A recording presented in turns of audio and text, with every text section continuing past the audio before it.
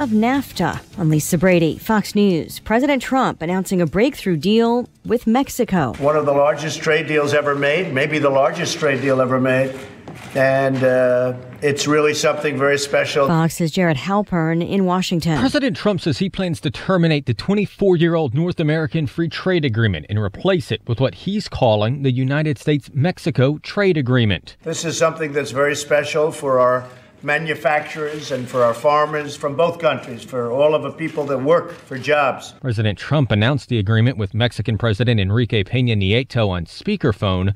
President Trump says negotiations with Canada are beginning, but says success isn't guaranteed. Without a fair deal, the U.S. will put tariffs on Canadian auto imports. Mexico's outgoing president on the phone with Canada's prime minister a short time after this announcement.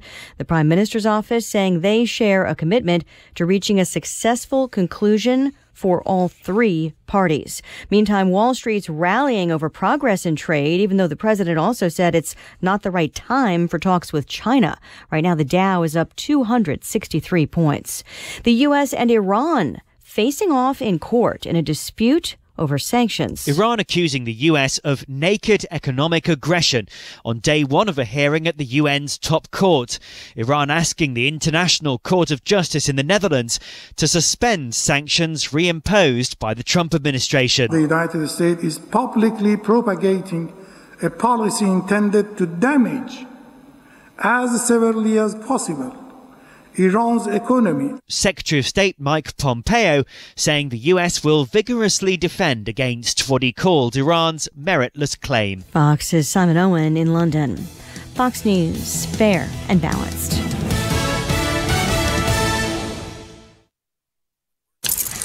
Let's go inside the mind of a 10-year-old. I should have worn those earrings today. I like those earrings. Gabby has those awesome earrings. I need to ask her where she got those, but that's just what she would want me to do. I'll have Michaela ask her for me. Buckle up, Sarah. Yeah, but then Michaela will be like, why don't you just ask her yourself? That's just like Michaela. Sarah, buckle up. Michaela's such a great name. I wish I was called Michaela. There's like a dozen Sarahs in my class. Hey, we're not hitting the road until you buckle up, honey. Oh yeah, seatbelt. I forget sometimes because my brain is like busy, you know? I wonder if there's pizza at school today. Sometimes it can be tough to get through to your kids, but it's not impossible. Always make sure they're wearing their seatbelts, even on short drives. Remember, you have the keys, you have the power. Never give up until they buckle up. A message from the National Highway Traffic Safety Administration and the Ad Council. Visit safercar.gov/kidsbuckleup for more information. 97.1 News Time, 12:03. Good afternoon. I'm Tony Colombo. Companies that sell meat substitutes like burgers made out of soybeans or other vegetables are crying foul over a new Missouri law that prohibits them from marketing their products as meat. The St. Louis Post-Dispatch reports in a lawsuit filed today in U.S. District Court. A coalition of groups and companies say a law approved by the legislature in May and signed by former Governor Eric Greitens violates the First Amendment, as well as discriminates against out-of-state manufacturers to protect Missouri meat producers. St. Louis authorities are investigating after a body was found in the Mississippi River. Barge workers discovered the body this morning near the Poplar Street Bridge. Officials are trying to determine if it was connected to a car that surveillance cameras showed driving into the river Friday morning.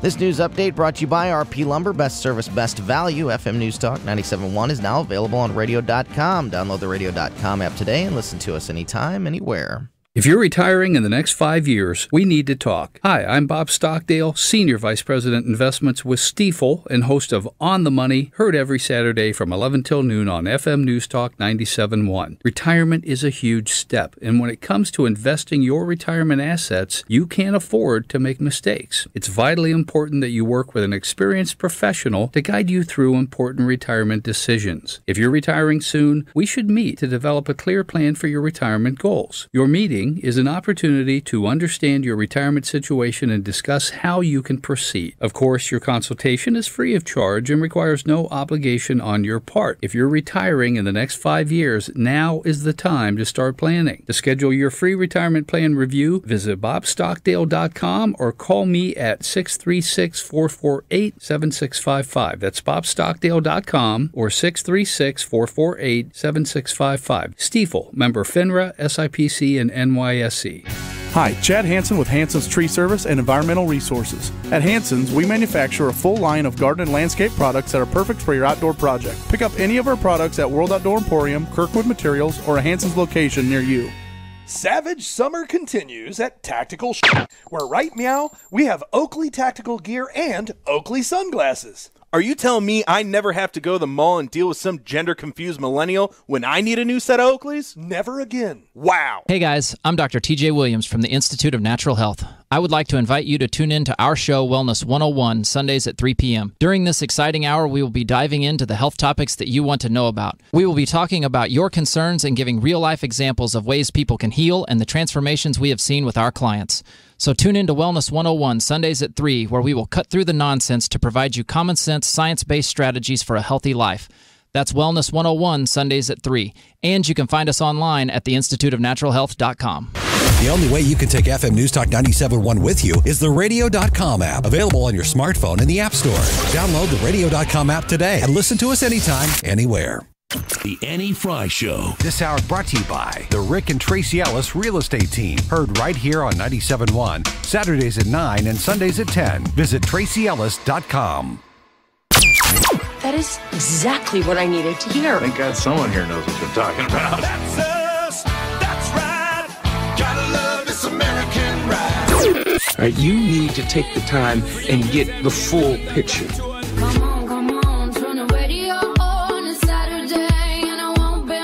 Don't get me wrong, I love the ladies. I mean, they rev my engine, but they don't belong in the newsroom. It is Anchor Man, not Anchor Lady. What do you want from me? I'm not America's sweetheart. Goodness sake, kid, keep your voice down. Your father's listening to the radio. I'm not America's sweetheart. This is the Annie Fry Show. It's a big day for trade, big day for our country. A lot of people thought we'd never get here because we all negotiate tough. We do, so does Mexico. And this is a tremendous thing. This has to do, they used to call it NAFTA. We're going to call it the United States-Mexico Trade Agreement. And we'll get rid of the name NAFTA. It has a bad connotation because the United States was hurt very badly by NAFTA for many years, and now it's a really good deal for both countries. President Trump speaking about the agreement that he's come to with Mexico to replace the previous NAFTA agreement that was of days of old. I think they said the early 90s is when this began. 94, I think is what I remember hearing. So it's not finalized yet, but now they are in a position to go back to Canada and pull them in. But the president has also said when it comes to NAFTA, and the remaking of NAFTA, he wants to get rid of the name as a whole because he says there's some bad vibes there. But he's willing to have a deal with Mexico that differs from the deal with Canada. So we're going to continue to follow that. Let's get to the news of the day. Tony, lots of big news this weekend. Tragic news again. Yes, terrible news out of Jacksonville, Florida yesterday. This shooting at a Madden video game tournament. Just a terrible story about two players of the tournament were killed. 9 others were injured. It's a video game tournament. One of them... We're learning more about the victims. One of them was a former winner of the Madden Classic. Now, this in the other one is a former high school football player who loved to play the online version and was sort of just getting into the whole Madden community. For those that don't know, for example, the second kid, the former high school football player, had just started getting into the Madden community and playing it, professionally.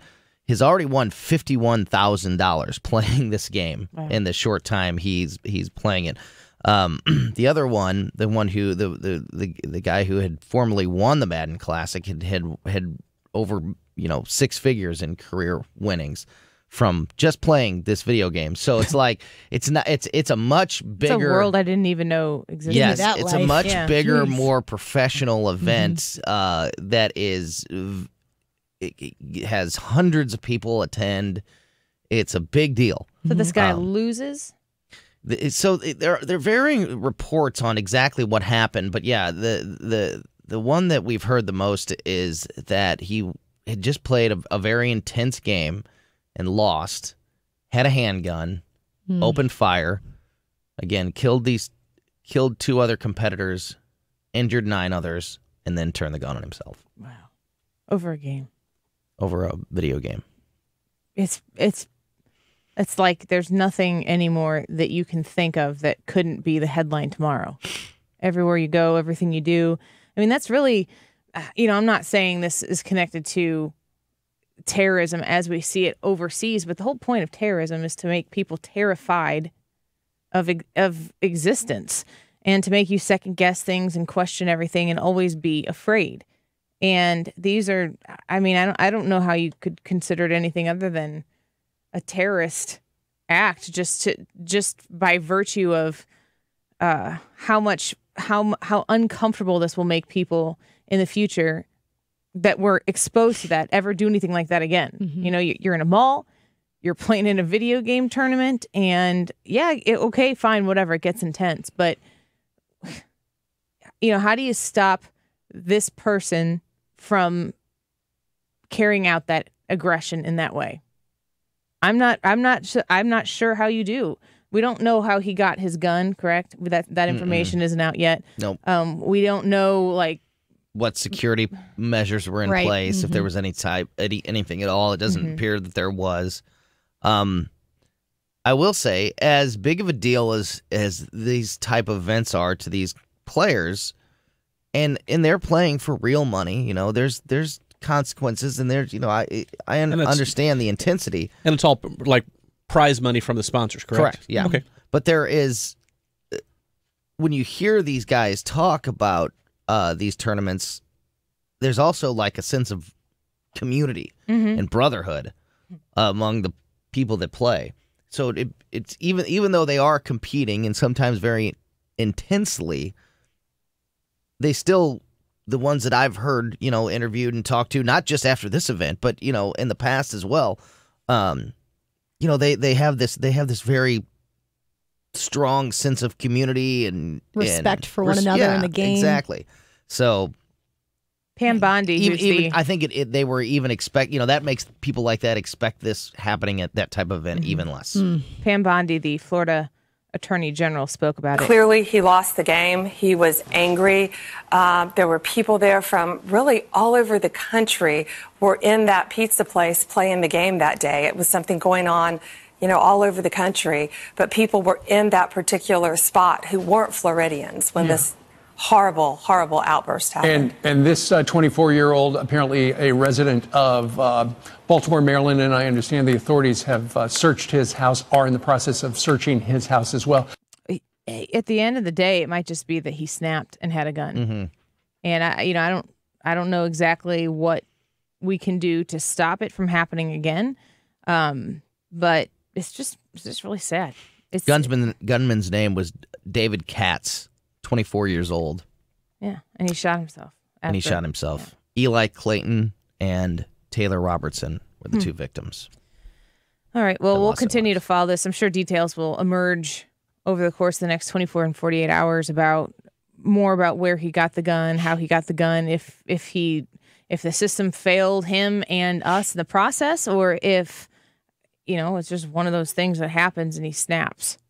But we'll definitely update you on any information that we get throughout the day that can help us understand a little bit more what happened. Frank, what do you got for today? Well, if you take one of the extra bridges, the Martin Luther King Bridge into Illinois, you're not going to be able to do that from here until next year at this time. It's a year-long project, shutting down the Martin Luther King Bridge, IDOT is working on. So it's going to add a little more volume to the folks driving along the Musial Veterans Bridge, the Eads, as well as the Poplar Street Bridge. Yep. So they're taking down an entrance ramp from the Illinois side of the river that goes over Route 3 and some railroad tracks because it's falling apart. So they're not actually doing anything really major to the bridge itself. It's the entrance ramp to the bridge that they have to tear down for a year. and they're going to shut down the entire bridge. They shut it down today. So starting this afternoon, you're going to have some trouble getting home if you're in Illinois. A little bit extra volume on the Poplar Street Bridge. The good news is the work on the Poplar Street Bridge that we've all dealt with here for the past year and a half, that should be done and finished by the end of this year. They added lanes to the Poplar Street Bridge. They actually shifted the bridge. Yeah. They lifted the bridge up on hydraulic air pressure and slid it to the south a full 10 feet. It was really kind of a neat thing to watch. I trust those folks to know what they're doing. Yeah. Good grief. So they moved the bridge over, and they're adding lanes to the center of the bridge, a lane to the center of the bridge. So you'll have an extra lane on the Poplar Street Bridge here starting at the end of the year. On each side?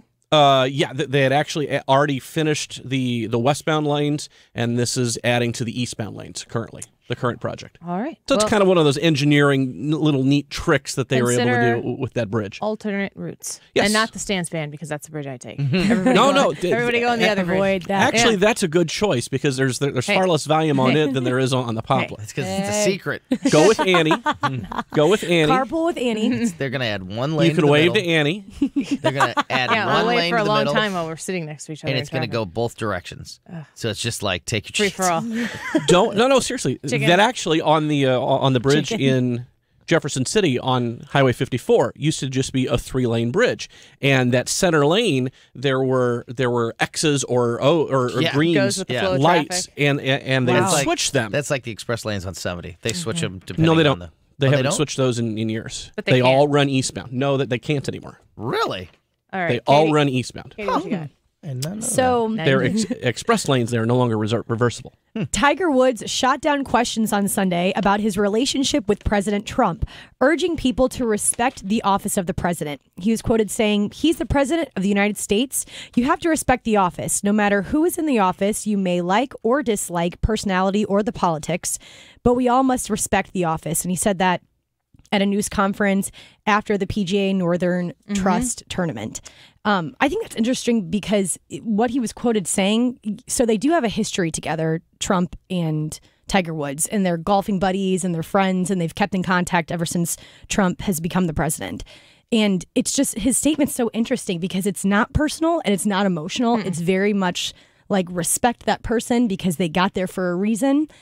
Doesn't really matter what you think about their personality. It's their policies that you need to look after. Did you just read the part about where he was asked about race relations? Oh, no. He said, "I just got done playing 27 holes of golf and I'm hungry." That was his response to how you think race relations are. It's perfect. That's what I wish we would see a lot more in our entertainment industry and the sports industry, just in general. Like, if you give the reporter the answer to the question, they're going to ask that question again and again and again to try to get more answers like that. But if Tiger Woods does something or says something like this, it really becomes a non-issue. They can't peg him with supporting the president, but they also can't. Another group of people can't peg him with being directly opposing the president. So it's either way it goes. You're damned if you do, damned if you don't. So just do what Tiger Woods did and say, "I support the president. He's the president. It's the office that you support." And I just got done playing a tournament, which I feel like is very, very important. Let's talk about that. A sandwich. Yes, I'm hungry. Yeah, I think that's a really, really great approach by Tiger Woods. Somebody who was just hugely successful previously, and then after reaching the pinnacle of success in golf, just having a gigantic fall from grace, and now is kind of working on the comeback. So good on Tiger Woods for that, and I think America loves a comeback story. Speaking of sports, Cardinals took 2 of 3 from Colorado over the weekend. Matt Carpenter yesterday had 4 doubles, tying a Cardinal record. He was 4 for 5 with 2 RBIs. The Cardinals won 12-3, as I said, taking 2 of 3 from the Rockies. A 9th straight series win for the Cardinals as they continue their push for the wild card slot. They are still 4 games behind the Cubs. Both the Cubs and the Cardinals 7-3 in their past 10 games, so just kind of keeping the pace. The Cardinals play the Pirates this week between Tuesday and Thursday, so they're off today. And in the wild card race, Cardinals and the Brewers are the wild card leaders. The Brewers are a half game back, Colorado a full game back. The other big news over the weekend was the Blues unveiled their 3rd jersey, the Heritage jersey. Yeah. It's very, very remarkably similar to what they wore in the Winter Classic year and a half, 2 years ago, nearly 2 years ago now, on New Year's Day in January 2017. So that's kind of a big deal for them. They had thousands of people down at the Icebreaker event at Ballpark Village. It's a light blue jersey, looks great, real clean lines, nothing gaudy or flamboyant like those 90s jerseys we all loved with the red stripes and everything like that. And the Blues preseason schedule starts September 18th. Their first home game is September 21st. Fantastic. Are those alternate uniforms ones they just decide to wear when? They're scheduled to wear them 11 times this season. And who picks that? Do you know? Is it the home team? League and the home team. That sort of thing. It's sort of a combination because all of this is about marketing. All of this is about people buying these things. So you want to wear them just enough to make people want to buy them, but not quite enough to make when you see them special. Because there's that balance. In football, the away team generally wears the white jersey and the home team wears the colors. But doesn't the home team actually get to choose in the NFL? In football, I think the home team can elect to wear white jerseys and force the other team to wear. But again, that's all in conjunction with the league too. We've seen lately the whole color rush games where you've got those alternate jerseys that are really bright and bold colors. Yeah, when the Rams were still here, they played that one against. Was it the Chiefs or was it the 49ers? It looked like ketchup and mustard because the Rams were all like yellow, a nasty color yellow, and the other team was like red, and it just was ketchup and mustard bowl. Very hard to watch. I don't know who sees that and goes, "Hey, I gotta go buy me one of those." Did you see the Players Weekend jerseys the Cardinals had on this weekend? Yeah, that with the nicknames and all that. Do you like that? I don't. I liked the fact that Matt Holliday just had Holiday across the back of his. He didn't have a nickname. He just had Holiday. Was it Holiday spelled with two L's like he spells it? Like his name, yeah. Yeah. Just his name.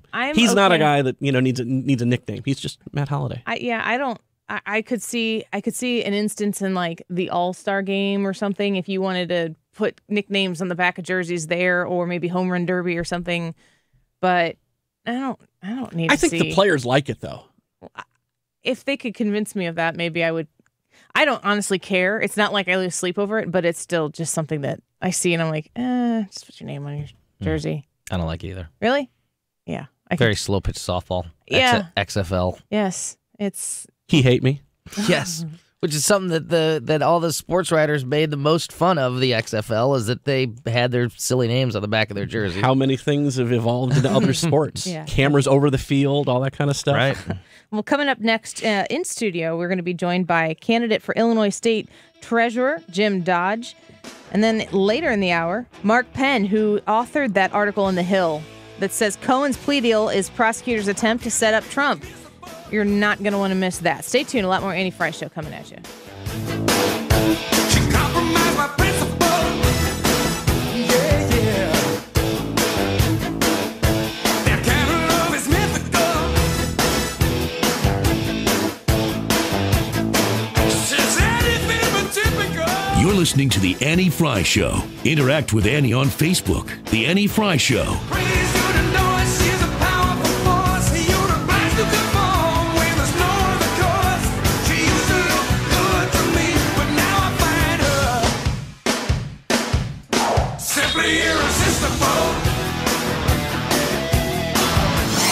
The news and information. John Brennan's way out there. Wild accusations. Views and conversation. I called his behavior treasonous. We're your voice. What reason does he have to have security clearance? FM News Talk 97.1.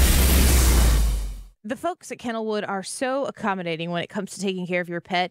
You really don't want to miss this. You can call them at 314-429-2100, 314-429-2100, or online at kennelwood.com and find out about the services they offer that might be helpful to you and your family pet. Boarding, training, grooming, they just do everything fantastic there. They also have day camp. I had my pet Rosie in day camp, and we would take her there during the day, and she'd get to play with some other dogs and just be exercised. That was the great thing about Kennelwood, is they showed us how to take care of our pup the right way and do it in a way that that teaches our dog to work with us and us to work with our dog. So we're not always constantly opposing each other. Kennelwood Pet Resorts are a fantastic place for any type of training service as well. They've done so well with my Rosie, and they will do great with your dog as well. 8 locations. First one in 1974 at Page and Lindbergh, and the brand new one, state-of-the-art facility right there in Maryville, Illinois. It's 314-429-2100, online at kennelwood.com. Hi, I'm Ryan Kelly with thehomeloanexpert.com. I'm always being asked, Ryan, what is your favorite type of loan? Easy, a cash-out refinance. Those are the loans where we save people $500, $1,000, even $2,000 a month. Imagine how good life would be if you didn't have to make all those high-interest rate monthly payments to the credit card companies. How much would you save? Stop working for the credit card companies and apply for a cash-out refinance today at thehomeloanexpert.com. The Home Loan Expert, LLC. You do know it's 2 a.m. Yeah. And you know you've refreshed that site 15 straight times now. Yeah. And nothing's changing. Same pictures, same posts. So why? I need to find a doctor in my area, but it's really hard, and so I stopped and started doing this. Okay, well, first, stop scrolling. Nothing good is being posted this late anyway, and it's social media. This is when the bad comments come out. And second, know that with Anthem, you get access to an online tool to help you find the right doctor that's convenient for you and in network. Oh, that is nice. It is. You know it's not? That picture you just liked. What even is that? A picture of cupcakes my sister made. Those are cupcakes? Thought they were meatballs. For all the things that keep you up at night, Anthem has a solution. Like finding you a doctor who's convenient for you, in your area and network, all through a simple online tool. Anthem Blue Cross and Blue Shield. Rest easy. Anthem Blue Cross and Blue Shield is the trade name of Right Choice Managed Care, Inc., Healthy Alliance Life Insurance Company, and HMO Missouri, Inc. Get started on your home's to-do list. Is your siding cracked, faded, and rotting? Tired of putting a Band-Aid on your home? Now, through August 31st, Lakeside Exteriors is offering you 18 months interest-free financing or free entry door with the purchase of siding, soffit, and fascia. Give your home the facelift it deserves from professionals you know and trust. And call Lakeside Exteriors at 636-978-5000 or visit us at lakesideexteriors.com. Lakeside Exteriors, helping you create your dream home. The Marc Cox Morning Show. The shooting in Florida has the anti-gun groups fired up. We'll discuss it on 2A Tuesday. Plus, Dr. Randy Tobler and Chris Arps in studio. On FM News Talk 97.1.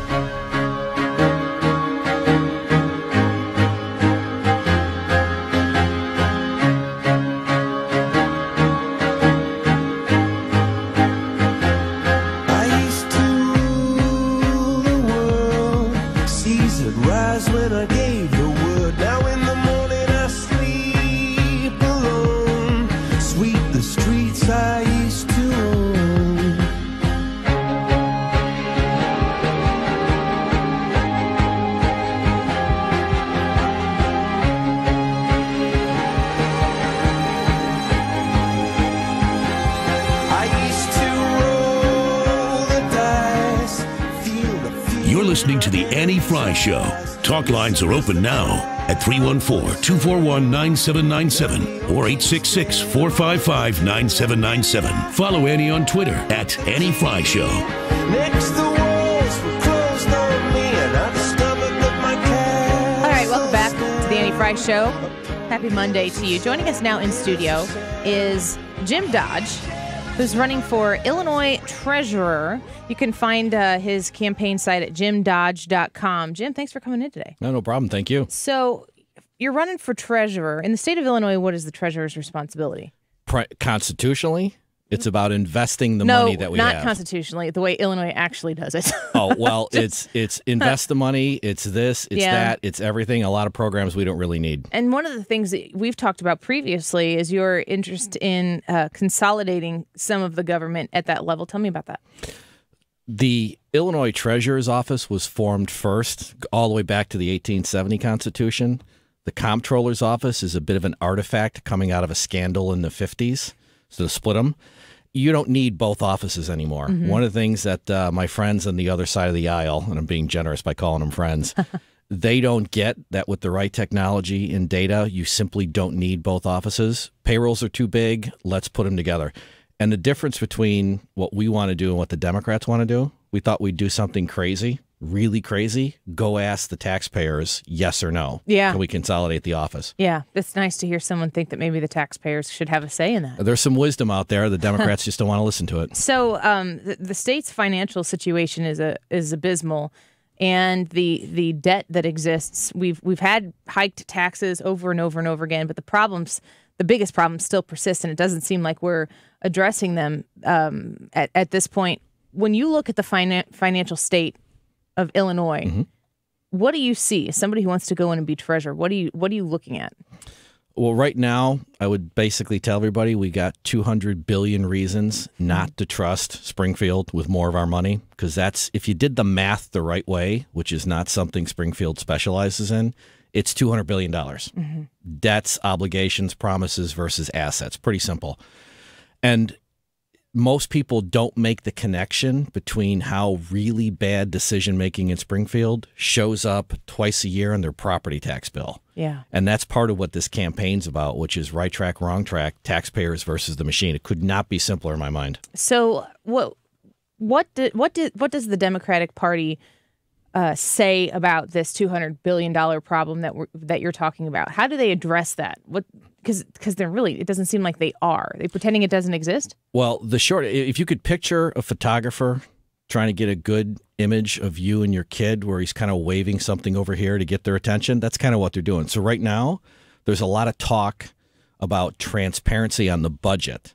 What they're not talking about is transparency on how we got this deep in the hole. It's $200 billion. And so they're trying to shift the attention. It's a pretty simple political trick. So if you're $200 billion in the hole, what happens? Like, where do we go from here? So one very real effect of how bad Illinois' finances are is we just did a $1 billion bond refinancing. It cost us, this is a nerd word, right, about 200 basis points more than Indiana, because they've got a AAA rating and we don't. We're at the other end of the spectrum. Costs us $150 million more in interest. Wow. That buys schools, that buys opioid treatments, that buys cop cars, ad nauseum. And so you gotta fix the pensions. You gotta just be sane and honest about the numbers in the budget. It's not complicated. So if you were sane and honest about them and you got elected, which hopefully people understand the value of somebody who's a truth teller, somebody who's willing to say to you, this is what is actually happening, and I know it probably doesn't make you feel good inside to hear that amount of a debt. What are you going to do when you get into office to help immediately with this big, huge problem? The first piece is actively and aggressively push to consolidate these offices. And we're not saving Illinois on $12 million a year that we would save by combining it. But, Annie, it's a way to say to the voters, trust us, we're going to get the state back on the right track. It's a simple act of leading, from a constitutional office. So that's point number one. Point number two is I'm a big fan of let's just be honest with the taxpayers. You can't fix these problems unless you get the facts on the table. And so our friends on the other side of the aisle, they deny the math, then they lie about the consequences. You're not going to get that out of Jim Dodge. It's going to be the truth. So we were talking a little bit before you came on about this J.B. Pritzker's open to considering taxing Illinois state drivers by the mile. That's a bit punitive to the people who drive to work every day to earn their dollars. And, especially considering we have a lot of more lucrative states surrounding the state of Illinois, a lot of people commute to a different state like myself. If they haven't left already and you decide you're going to tax someone by the mile, I mean, what's stopping people from leaving? Well, that's just the fun question, right, is, will the taxes stop when I cross the Indiana border when I move? Yeah. Right?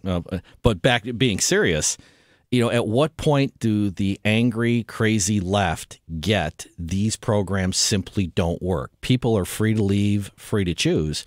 And it may feel good, but it's a horrible policy. It's an invasion of privacy. Yeah. It won't collect nearly the amount of money they want. And why on earth would we give this money to them for what?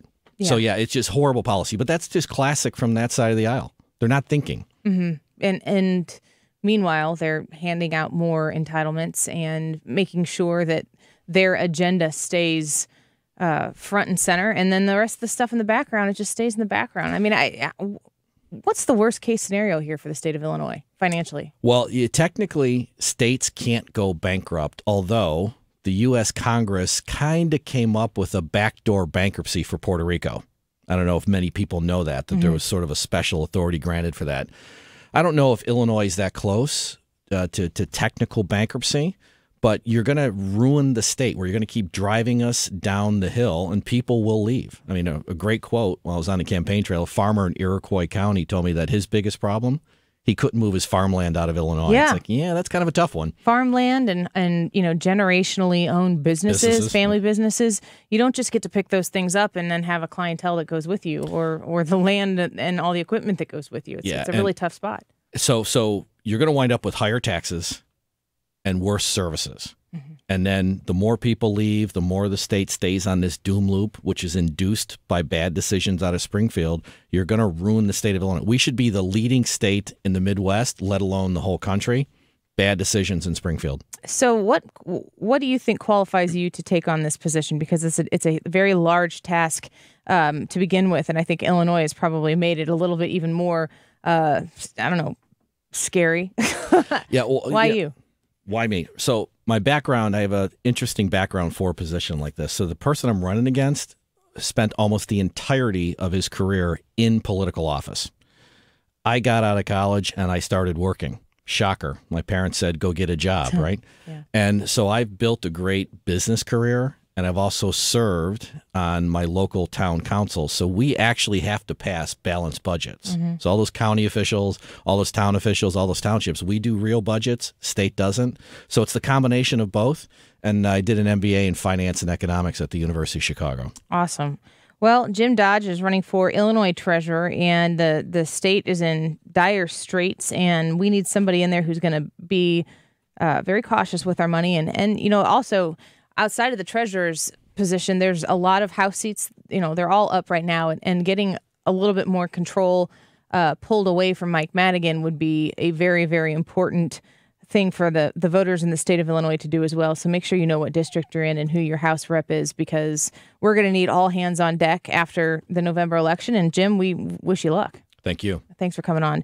JimDodge.com, and let's see here. On Facebook, just go to Jim Dodge for Ill Treasurer 2018, and on Twitter, Jim Dodge 2018. All right, when we come back, we're going to talk to Mark Penn, who wrote that article in The Hill. Cohen's plea deal is prosecutors' attempt to set up Trump.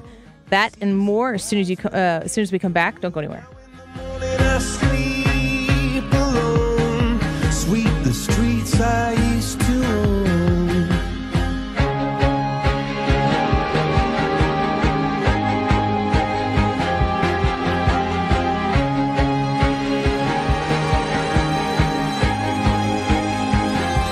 I used to roll the dice, feel the fear in my enemy's eyes, listen as the crowd would sing. Now the This is the Annie Fry Show. Talk lines are open now at 314-241-9797 or 866-455-9797. Interact with Annie on Facebook. The Annie Fry Show.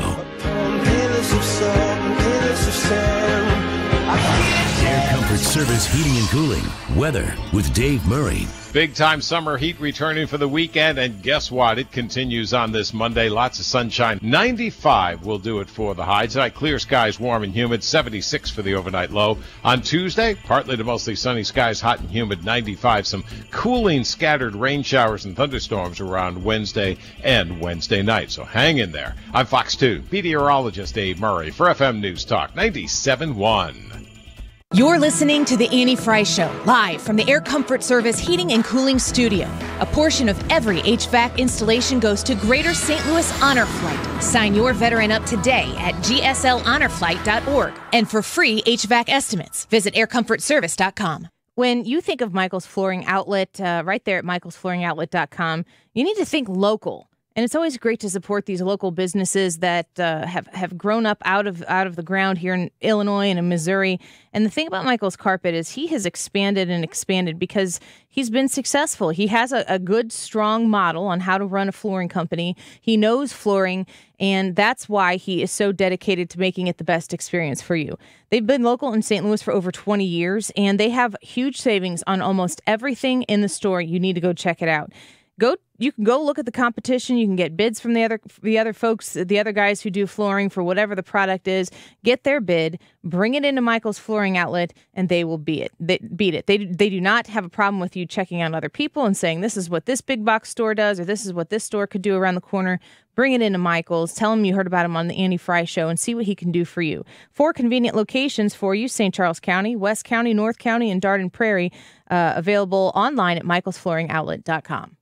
14-year Missouri police detective Beth Neeland talks about protecting our families from sexual predators. As a police detective, we fight to get the bad guys off the streets. The testing of rape kits is vital. Those kits contain evidence of a crime. Attorney General Josh Hawley discovered the problem and is working with law enforcement and medical experts, gathering evidence to put sexual predators behind bars. The idea that these rape kits are just sitting somewhere on a shelf is just an injustice to our victim. We need to get these rape kits tested, and I am glad that Josh Hawley is working on it. Protect your family. Call Attorney General Hawley at 573-751-3321 and urge him to keep fighting for funding and working with law enforcement to help victims and bring sexual predators to justice. Paid for by One Nation. www.onenationamerica.org. Message and data rates may apply. Please do not text and drive. Ever wonder why Europeans seem to speak so many languages? Maybe it's because they use Babbel, the #1 selling language learning app in Europe. Babbel's award-winning technology gets you speaking right away, whether you're learning Spanish, French, or German. And best of all, you'll remember what you've learned. I always thought I was bad at languages, but after using Babbel, I can tell you I was just taught the wrong way. Using Babbel's 10 to 15-minute lessons, you can be speaking confidently in your new language within weeks. I was amazed that I could start having real-life conversations right away. It was so fast. Now I'm speaking Spanish. Woohoo! No wonder Babbel is the #1 selling language learning app in Europe. Try it for yourself and see why Babbel is the quick way to get conversational in a new language, like Spanish, French, or more. You can try Babbel for free. Download the app or text SKILL to 484848. Text SKILL to 484848 to try Babbel for free. That's SKILL to 484848. Dave Glover. Brian Kilmeade reached out to me and said, could I please be on the Think Tank? And I said, okay. Dave, thanks for having me on and letting my dreams come true. Dave Glover, weekdays at 3 on FM News Talk 97.1. The only way you can take FM News Talk 97.1 with you is the radio.com app, available on your smartphone in the App Store. Download the radio.com app today and listen to us anytime, anywhere. The Annie Fry Show. This hour brought to you by the Rick and Tracy Ellis Real Estate Team. Heard right here on 97.1, Saturdays at 9 and Sundays at 10. Visit TracyEllis.com.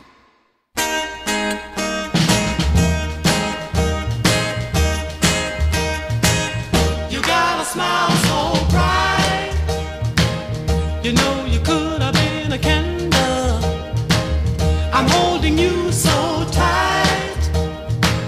You know you could have been. This is the Annie Fry Show. Talk lines are open now at 314-241-9797 or 866-455-9797. Follow Annie on Twitter at Annie Fry Show. You know you could have been some perfume. Well, you could have been anything that you wanted to, and I can tell the way you do the things you do. Well, he's the president of the United States, and you have to respect the office. And no matter who's in the office, you may dislike personality or the politics, but we all must respect the office. Tiger Woods answering questions about the president, people trying to get him to speak politically, and he didn't. He did a nice little tap dance around the subject, and he, basically took the pitch. I think it's so smart. And when we look at the NFL and everything that they're dealing with, and it's only seems to have gotten worse over the course of time. Now they're not going to play the national anthem on television anymore. They're still going to play it in the stadium, but they're not going to broadcast it. I don't know. What do you guys think about that? With everything that we've had to deal with so far, Tony, do you care if the national anthem is broadcast or not broadcast?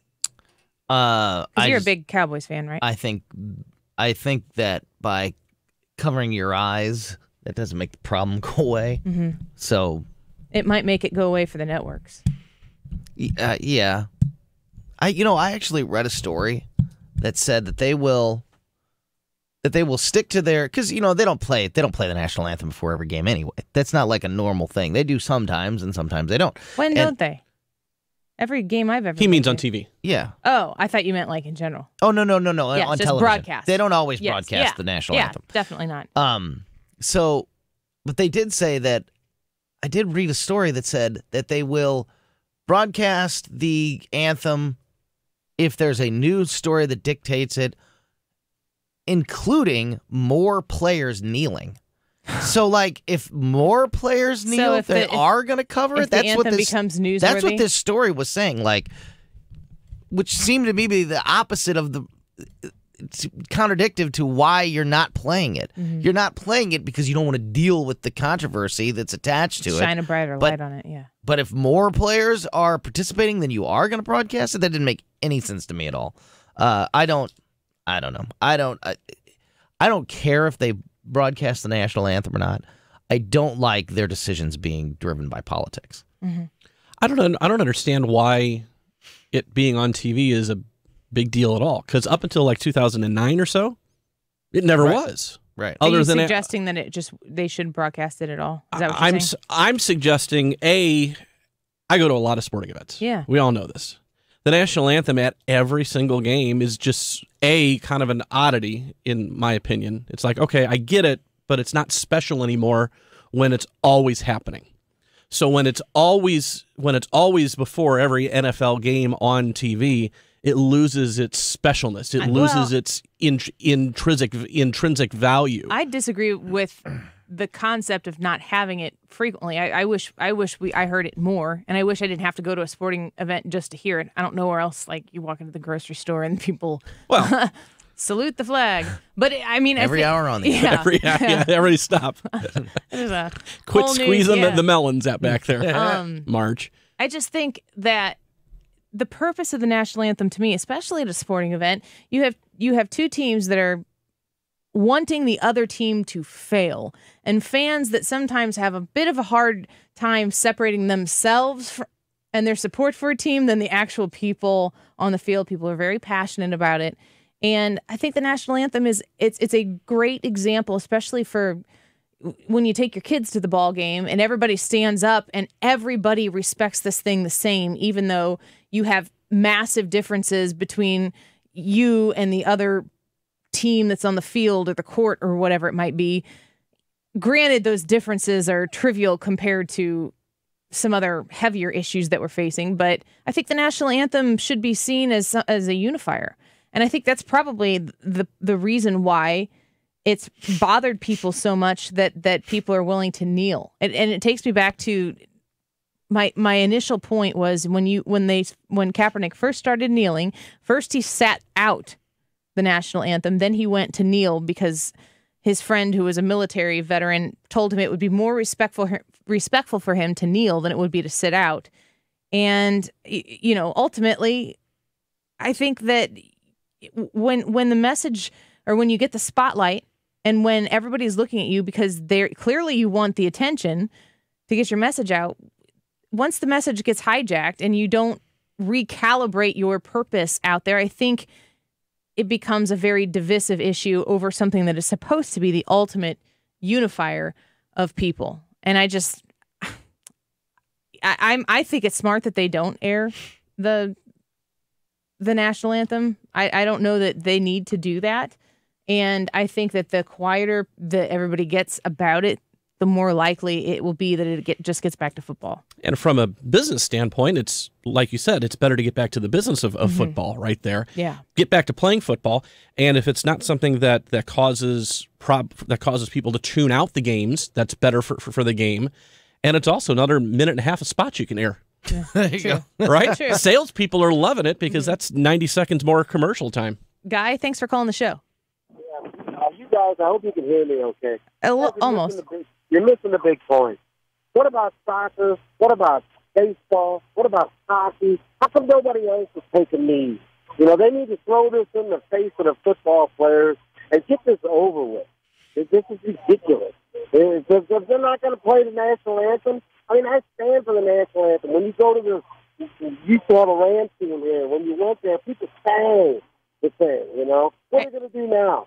You know, this is ridiculous. Guy, thanks for calling the show. It was a little bit hard to hear you, but at the same time, I would say too, if you want to compare the football situation to all these other ones, I don't know if football is a less patriotic game than baseball. I feel like baseball is incredibly patriotic, but I love baseball, so I don't know if that's just a subjective point of view.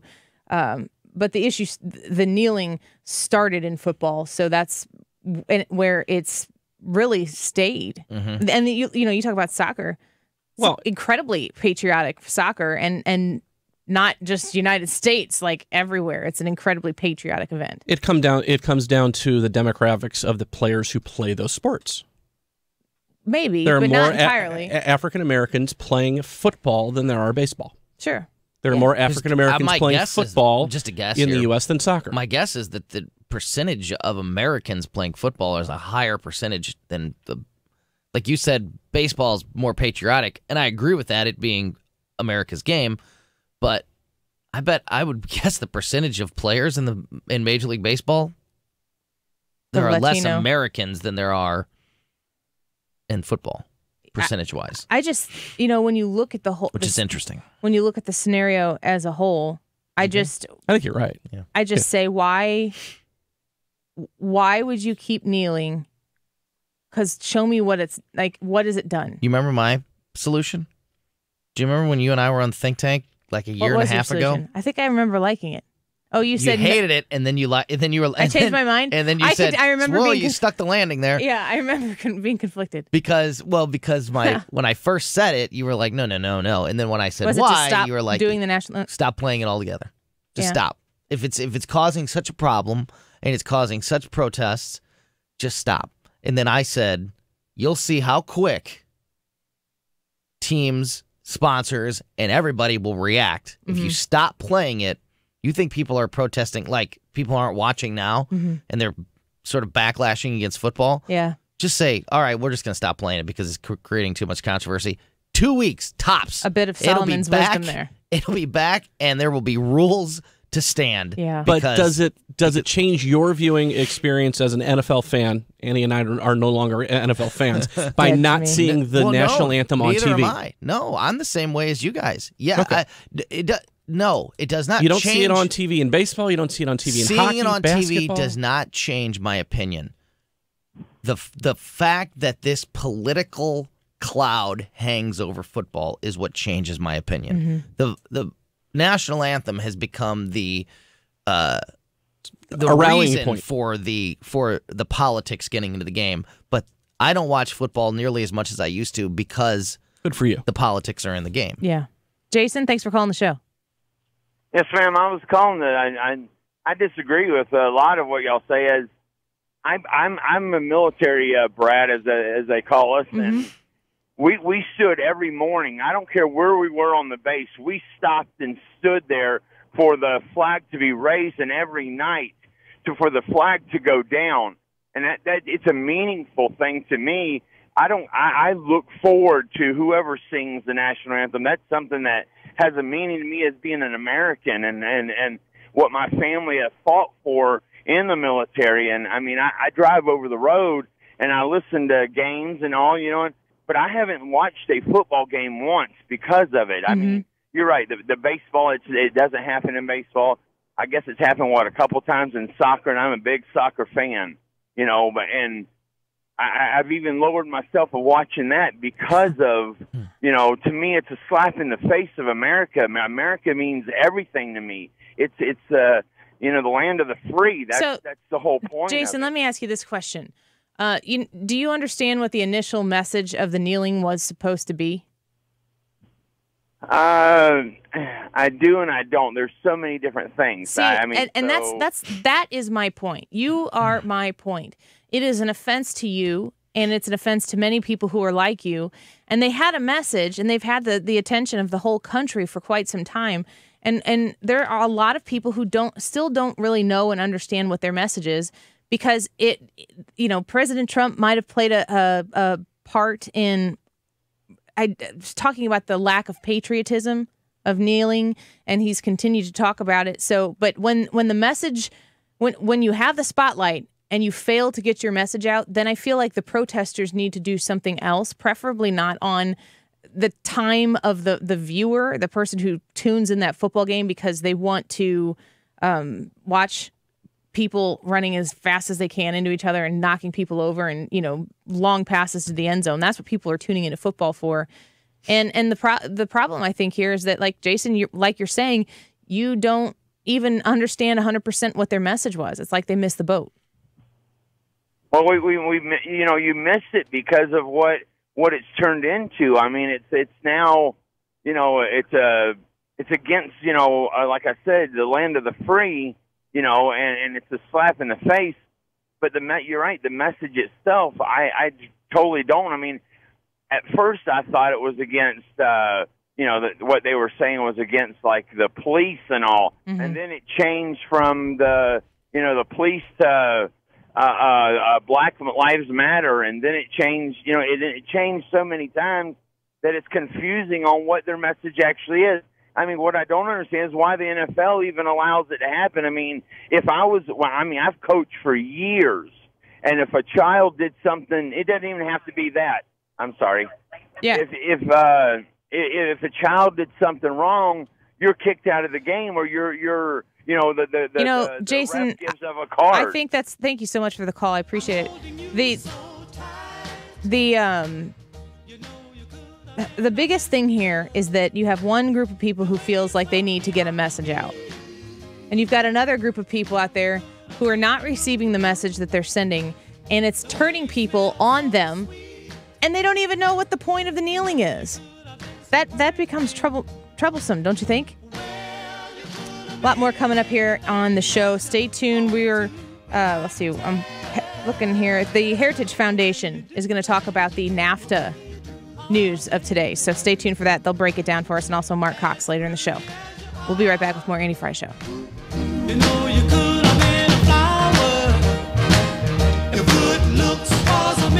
You're listening to the Annie Fry Show.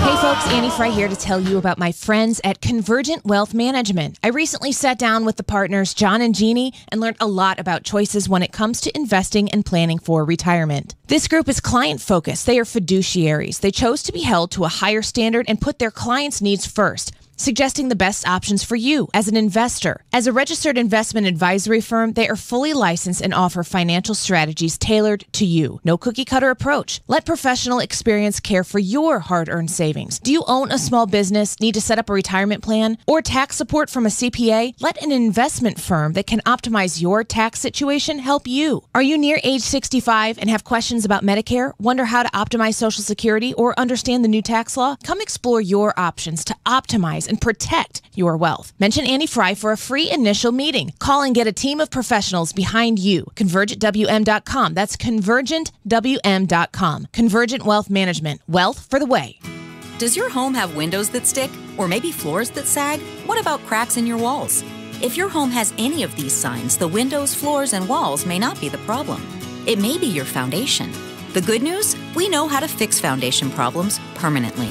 To learn how, call us today for a free, no-obligation inspection. Call Woods at 888-908-4637. Woods Basement Systems, the highest-rated, most reviewed contractor for basement waterproofing, crawl space, and foundation repairs. Find us at woodsrocks.com. Message and data rates may apply. Guys, isn't it time you stepped up your game? In the gym, in the boardroom, and especially in the bedroom. American men are getting soft. We have less testosterone than our fathers, and even less than our grandfathers. We owe it to them and ourselves to fight back. With Alpha King from Force Factor, it's never been easier. Just one small pill a day for a serious boost in total testosterone. Alpha King is on the rise at GNC, but you can claim a complimentary bottle by texting ENOUGH to 809-809. More lean muscle from your workouts, more energy to power through the day, and more passion and drive so you can rule the bedroom. It's no wonder thousands of men across America trust Alpha King to fuel their performance. Just text ENOUGH to 809-809 for your complimentary bottle, a $35 value. Respond in the next 10 minutes for your chance to also snag a bottle of Score, our #1 performance libido enhancer. That's ENOUGH to 809-809. You don't usually get a stock tip from a 16-year-old, but I'm here to tell you about a different kind of stock.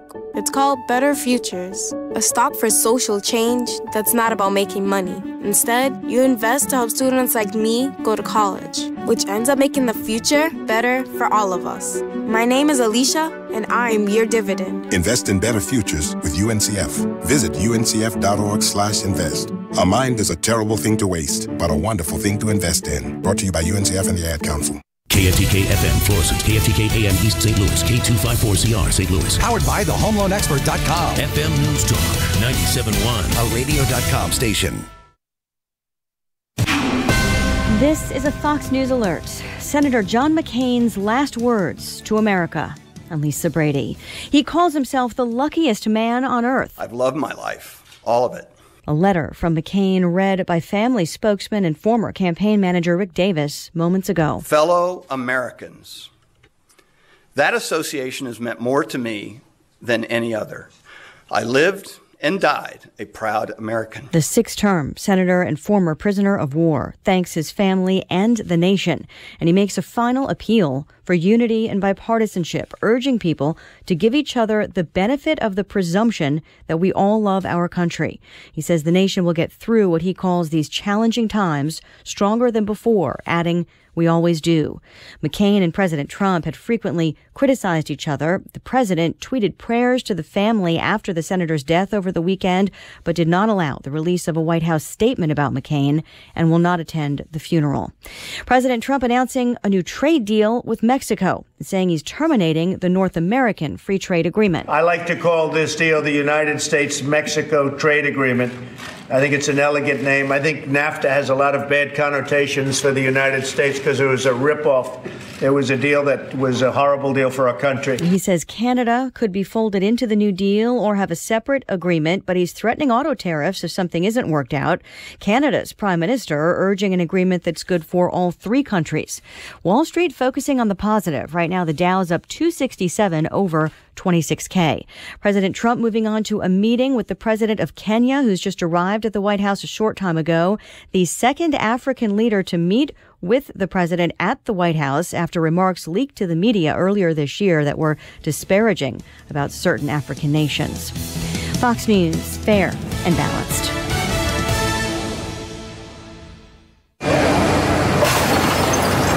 When I grow up, I want to be a new pair of blue jeans.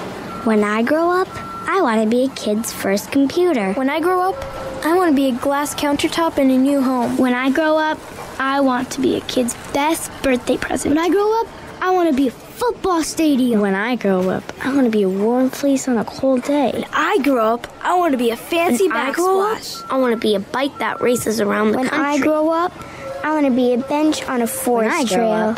I want to be a rocking chair on a sunny porch. I want to be a skyscraper. I want to be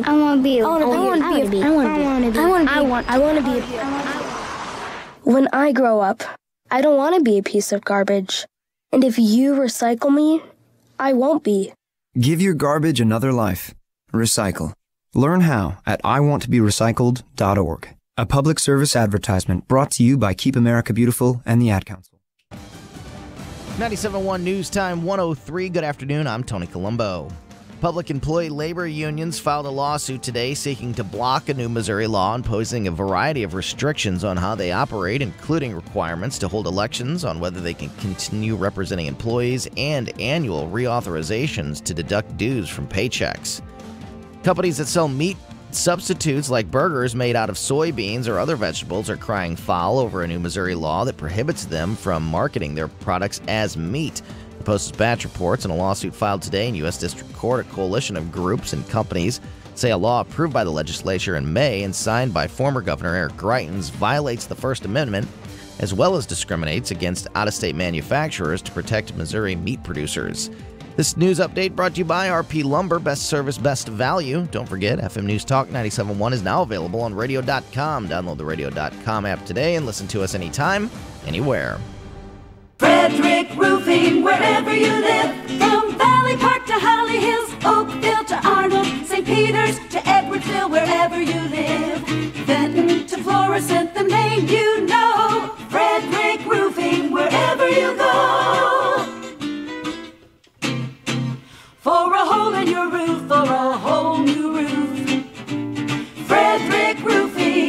St. Louis, Missouri, 314-645-2000.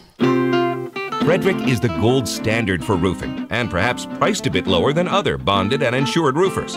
When you invest money into fixing a hole in your roof or putting on a whole new roof, you want the peace of mind that you'll get only with Frederick Roofing. Plus, you can always depend on an immaculate cleanup when the job has been completed by Frederick's own licensed and insured crews. For a hole in your roof or a whole new roof, Frederick Roofing. Frederick Roofing, 645-2000. Summertime is the best time for adventure. Time to set the standard, blaze the trail, and go above and beyond. Because nothing beats the luxury and capability of a Land Rover, capable of taking you on a summer adventure you'll never forget. Right now at Land Rover St. Louis, save $19,000 off MSRP on a new 2016 Land Rover Range Rover Sport Supercharged V8. Your summer adventure awaits at Land Rover St. Louis, a Plaza Motor Company on Olive Boulevard in Creve Coeur and online at LandRoverSt.Louis.com. MSRP $90,716. We know school started or is just around the corner. And as a parent, you may already have noticed that that may not be the right place for your child. We understand changing schools at this point can sound daunting. But Christian Academy of Greater St. Louis is here for you. The friendly environment is what every parent wants for their child. The academics are phenomenal, not to mention the special attention each student gets from their teachers. And our students will gladly tell you. Hi, I'm a senior at CA. Last year, our basketball team won the conference and state championship. At CA, they give you plenty of opportunities to become a great leader. The teachers really care, and I can't wait to see you at my school. Accredited, affordable, private education. Call 314-429-7070 to schedule a tour today, or go online at cagsl.org. Mention this ad to have a registration fee waived. Call today 314-429-7070, or go online at cagsl.org. Christian Academy of Greater St. Louis. We go beyond. The only way you can take FM News Talk 97.1 with you is the radio.com app, available on your smartphone in the App Store. Download the radio.com app today and listen to us anytime, anywhere. FM News Talk 97.1. That is exactly what I needed to hear. Thank God someone here knows what they're talking about. That's us. That's right. Gotta love this American ride. All right, you need to take the time and get the full picture. Come on, turn the radio on. It's Saturday and I won't be long. Don't get me wrong, I love the ladies. I mean, they rev my engine, but they don't belong in the newsroom. It is Anchor Man, not Anchor Lady. What do you want from me? I'm not America's sweetheart. Goodness sake, kid. Keep your voice down. Your father's listening to the radio. I'm not America's sweetheart. This is the Annie Fry Show. Well, and I'm not America's sweetheart either. Good afternoon, everyone. Surprise. What? What happened to Annie's voice? What is going on? Well, she got shorter too. Yeah. Ouch. Darker hair. Jeez. I do like how tall Annie is. I kind of wish I was that tall. What just happened? Yeah, Tim Jones in the house. They drag me out of the closet. They stick me in on Sunday nights. Ken's got a lock and a key, you know. Right. Yeah, I'm filling in for Annie for the next 2 hours. She has something that I often get, and her back is bothering her. People don't realize. I shouldn't say bothering her. She's in excruciating pain. So. She sounded great that first hour. Yes, she did. And people don't realize how much pain she was in. I could tell when I walked in here. I was like, she's barely keeping it together. She's doing a good job. Impressed. Yeah. Yeah, she did a great job, but she was hurting bad. So hopefully she can go rest, hopefully get a little bit better, and hopefully be back tomorrow. I have been but thank you for coming in. I'm glad I was in town. Yeah. I haven't been. So you guys got a hold of me. Stepped out of the phone booth. Right. Put on my Superman radio suit. And here he is. And according to the new dress code here, Jeff Allen will be happy I'm wearing pants today. Good. That's good. That's good. It's a good start. Yes. Put my pants on.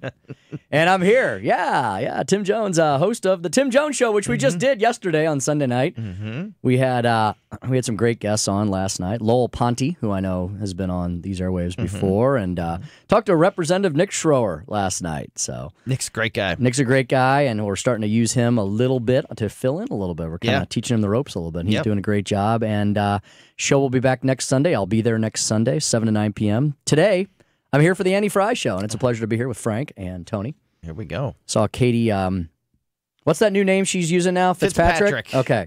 Is she? Yeah. Is Oh, she? okay. Is she fully? Is it? No, like, it is. Because Okay. I've messed it up several times, and I get Still reminded. Katie Bailey in the email here. Yeah, it's Katie Fitzpatrick. in Yeah. Life. Bailey Fitzpatrick, There you go. McMuffin, McStuffin. Yeah.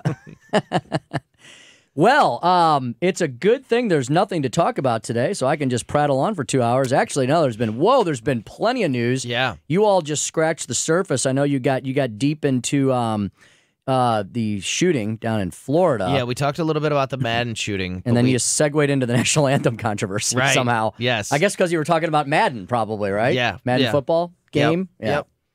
But we have not talked a whole lot yet about the NAFTA situation.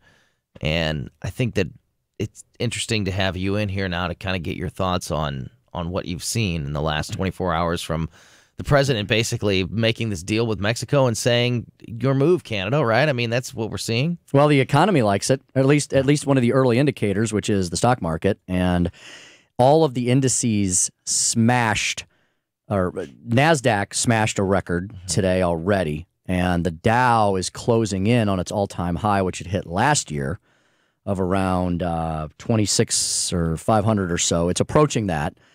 So there was some news. I caught a glimmer of this over the weekend because, I've got a show prep for Sunday night. So I'm sort of paying attention more than most people might on a Sunday, watching the talk shows in the morning, watching some of the Twitter feeds. And there was some peaks that there may be a deal in the making. And of course, most of the media didn't want to talk about that. And there was other things going on. John McCain's death, which we'll talk about as well, and then the Florida horrific shooting happened tomorrow afternoon. But this occupied the headlines this morning because, once again, it shows that Donald Trump, as much as everybody wants to call him evil, is actually, at the very least, you got to call him an evil genius. If you're going to call him evil, if you got to add genius after it, because the left and the media have said for months now that this trade path that he was going down was the wrong path to go down, that he was going to ruin the American worker. It was going to be Armageddon for our economy. And here it is, the great problem solver. He solved another problem. I mean, and Tony, NAFTA has dogged Republicans and Democrats with its problems ever since it was signed under President Bill Clinton. And this president has always said, even back during the campaign, during the election, that NAFTA was a bad deal and it was bad for the United States. So he's been an outspoken critic of it since day one. And there's been critics on both sides of the aisle of NAFTA for a long time, and from the middle. The famous independent candidacy of Ross Perot. The sucking sound. Yeah, yes. And the motto of NAFTA, do we have to? Will echo throughout history, right? And so people, it's not like it's been the gold standard of trade deals. It was an attempt to address a problem, but like any government solution, it's never going to be perfect, and it can always be made better. But the politicians in D.C., the special interests in the swamp, they didn't want to go near it because it was too hard. And it took a bulldozer like Donald Trump to say, to heck with comedy, COMITY, and we're gonna do this. And he knew. He even said, and his advisor said, there's gonna be a lot of short-term pain here. And yes, for a brief period of time, the market suffered. Farmers were very concerned, so on and so forth. But, it's funny because every time the president identifies a problem and says, I'm going to attempt to fix it, the reaction from the media is immediate and swift and typically wrong. They say, oh, well, he can't address that problem. He can't do that because that's going to be the end of the world. It's all just going to plummet into, like I said, Armageddon. They won't give the guy 30 seconds to, try and put a plan out there with the world leaders. And what a remarkable... I was actually home this morning trying to catch up on everything from being gone for 7-8 days on the road. So I had Fox Business on in the background, and all of a sudden it caught my attention. He was doing a press conference in the Oval Office with the current president of Mexico on the freaking telephone. Yeah. Yes. Anybody that saw that press conference, literally The president of Mexico was on speaker. He was on speakerphone. And they're having, this meeting is being broadcast with the president of Mexico on speakerphone. Yes. Never seen that before. Yes. And he's calling him, is his name Enrique? Or yeah, he's like, yeah, Enrique, we're doing this. Enrique apparently responds, and the translation was he wanted to give the president a big hug. The president of Mexico, after the wall talk, after all the nastiness that's gone back and forth, the president of Mexico is saying he wants to give our president a hug because, why? Well, because the headlines. The headlines are tensions with Mexico ease. We have a trade deal in the making. And trust me, it's going to be a fair trade deal. This wasn't. Can you talk about why the markets reacted the way they did? Why is this a positive thing why does the market think that this is such a positive thing for the economy? Stability. Stability in one word. Markets hate instability and uncertainty. And if there's anything about President Trump, you never know what he's going to do next. And so what the president said was, the markets also previously, they did react a little bit negatively to the initial fact the president was going to take on trade deals and dismantle them or throw them up. But if you noticed, they've recovered in the last few weeks because the markets even knew the U.S. has been getting hosed for decades on these trade deals. So now our economy is at a point where it's strong enough. You've built up, they always talk about building up political capital. Our economy has built up some economic capital over the last few months such that we can take a risk like saying, let's look at the NAFTA trade situation. And I have found very few people that will defend NAFTA. They just want to attack Trump for taking it on. You know what I mean? It's a personal thing versus the economics of it. And so the markets recovered in the last few months. And then today, when they heard there was a deal, well, now the markets know we're going to move on. That issue is settled for now. The markets don't project too far in the future. They're kind of the immediate future indicator, sometimes a lagging indicator. But they like what they're hearing, so they're reacting. So they're saying, okay, we're going to pump capital back in. It's a good time to buy. Value goes up. And the biggest thing that this is going to result in, which I know is going to drive the left nuts, because they really thought they had the goose that laid the golden egg here.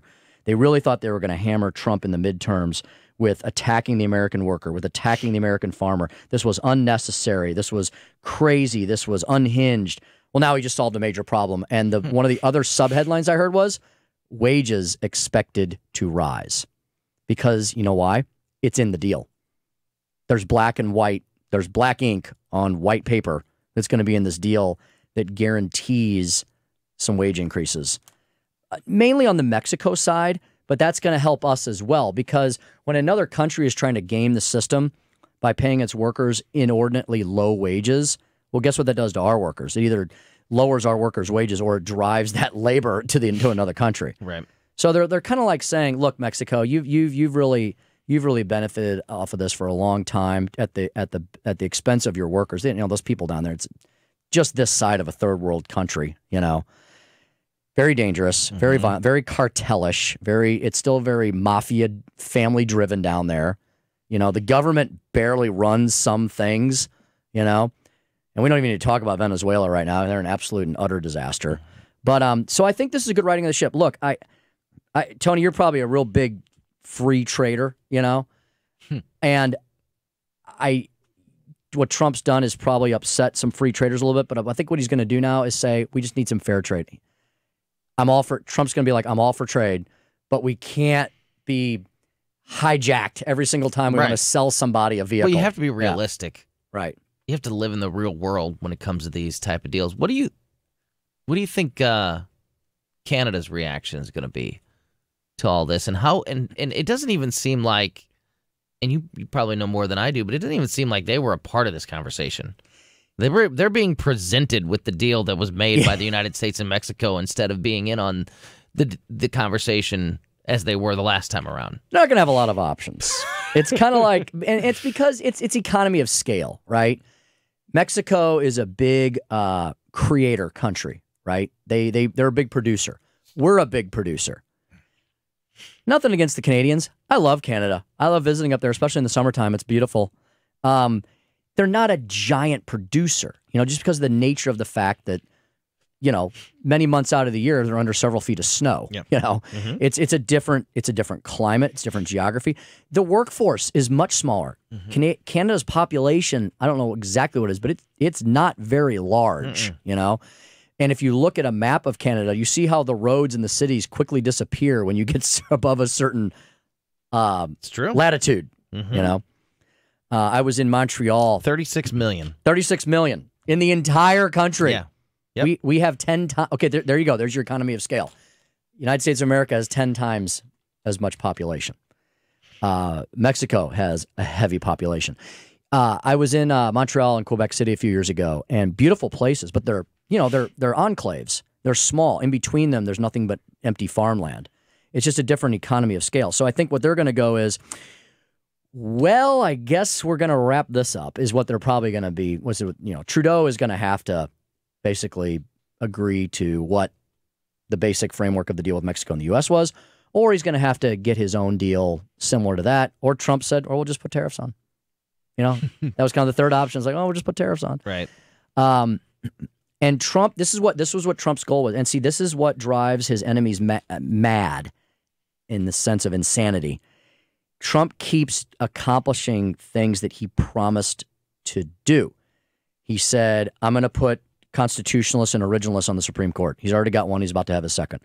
I'm going to cut taxes. He's cut taxes. I'm going to get rid of regulations. He's massively reduced regulations. I'm going to work on the trade deal. He's working on the trade deal. I'm going to defeat ISIS, okay? The Mujahideen, the jihadis, they're never, ever going to disappear from this planet as long as that ideology is present in one person. But you've seen them dramatically push back. You've seen them dramatically dismantled. He said, I'm going to work on illegal immigration. His hands have been tied a lot on that, but he's not given up on that. You see that issue keeps coming back up again and again and again, every single thing he does. So he said multilateral trade deals are bad ideas because everybody usually ends up on one side, and then the U.S. ends up on the other, and we get hosed. We get the shortest straw in the bundle and the worst part of the deal. So he likes bilateral trade deals better, one-on-ones. Mm-hmm. Maybe we'll add two people like this one. This makes sense. We're all on the same continent, Canada, U.S., Mexico. So I think he'll be happy to add them into the new NAFTA, which is what he's calling the U.S.-Mexico trade deal. He said, we're getting rid of the name. He's a big nicknamer. He'll come up with something for this. Yes. So it's promises made, promises kept is what I can say. Yeah. When we come back, we'll talk to an expert on this. Yes.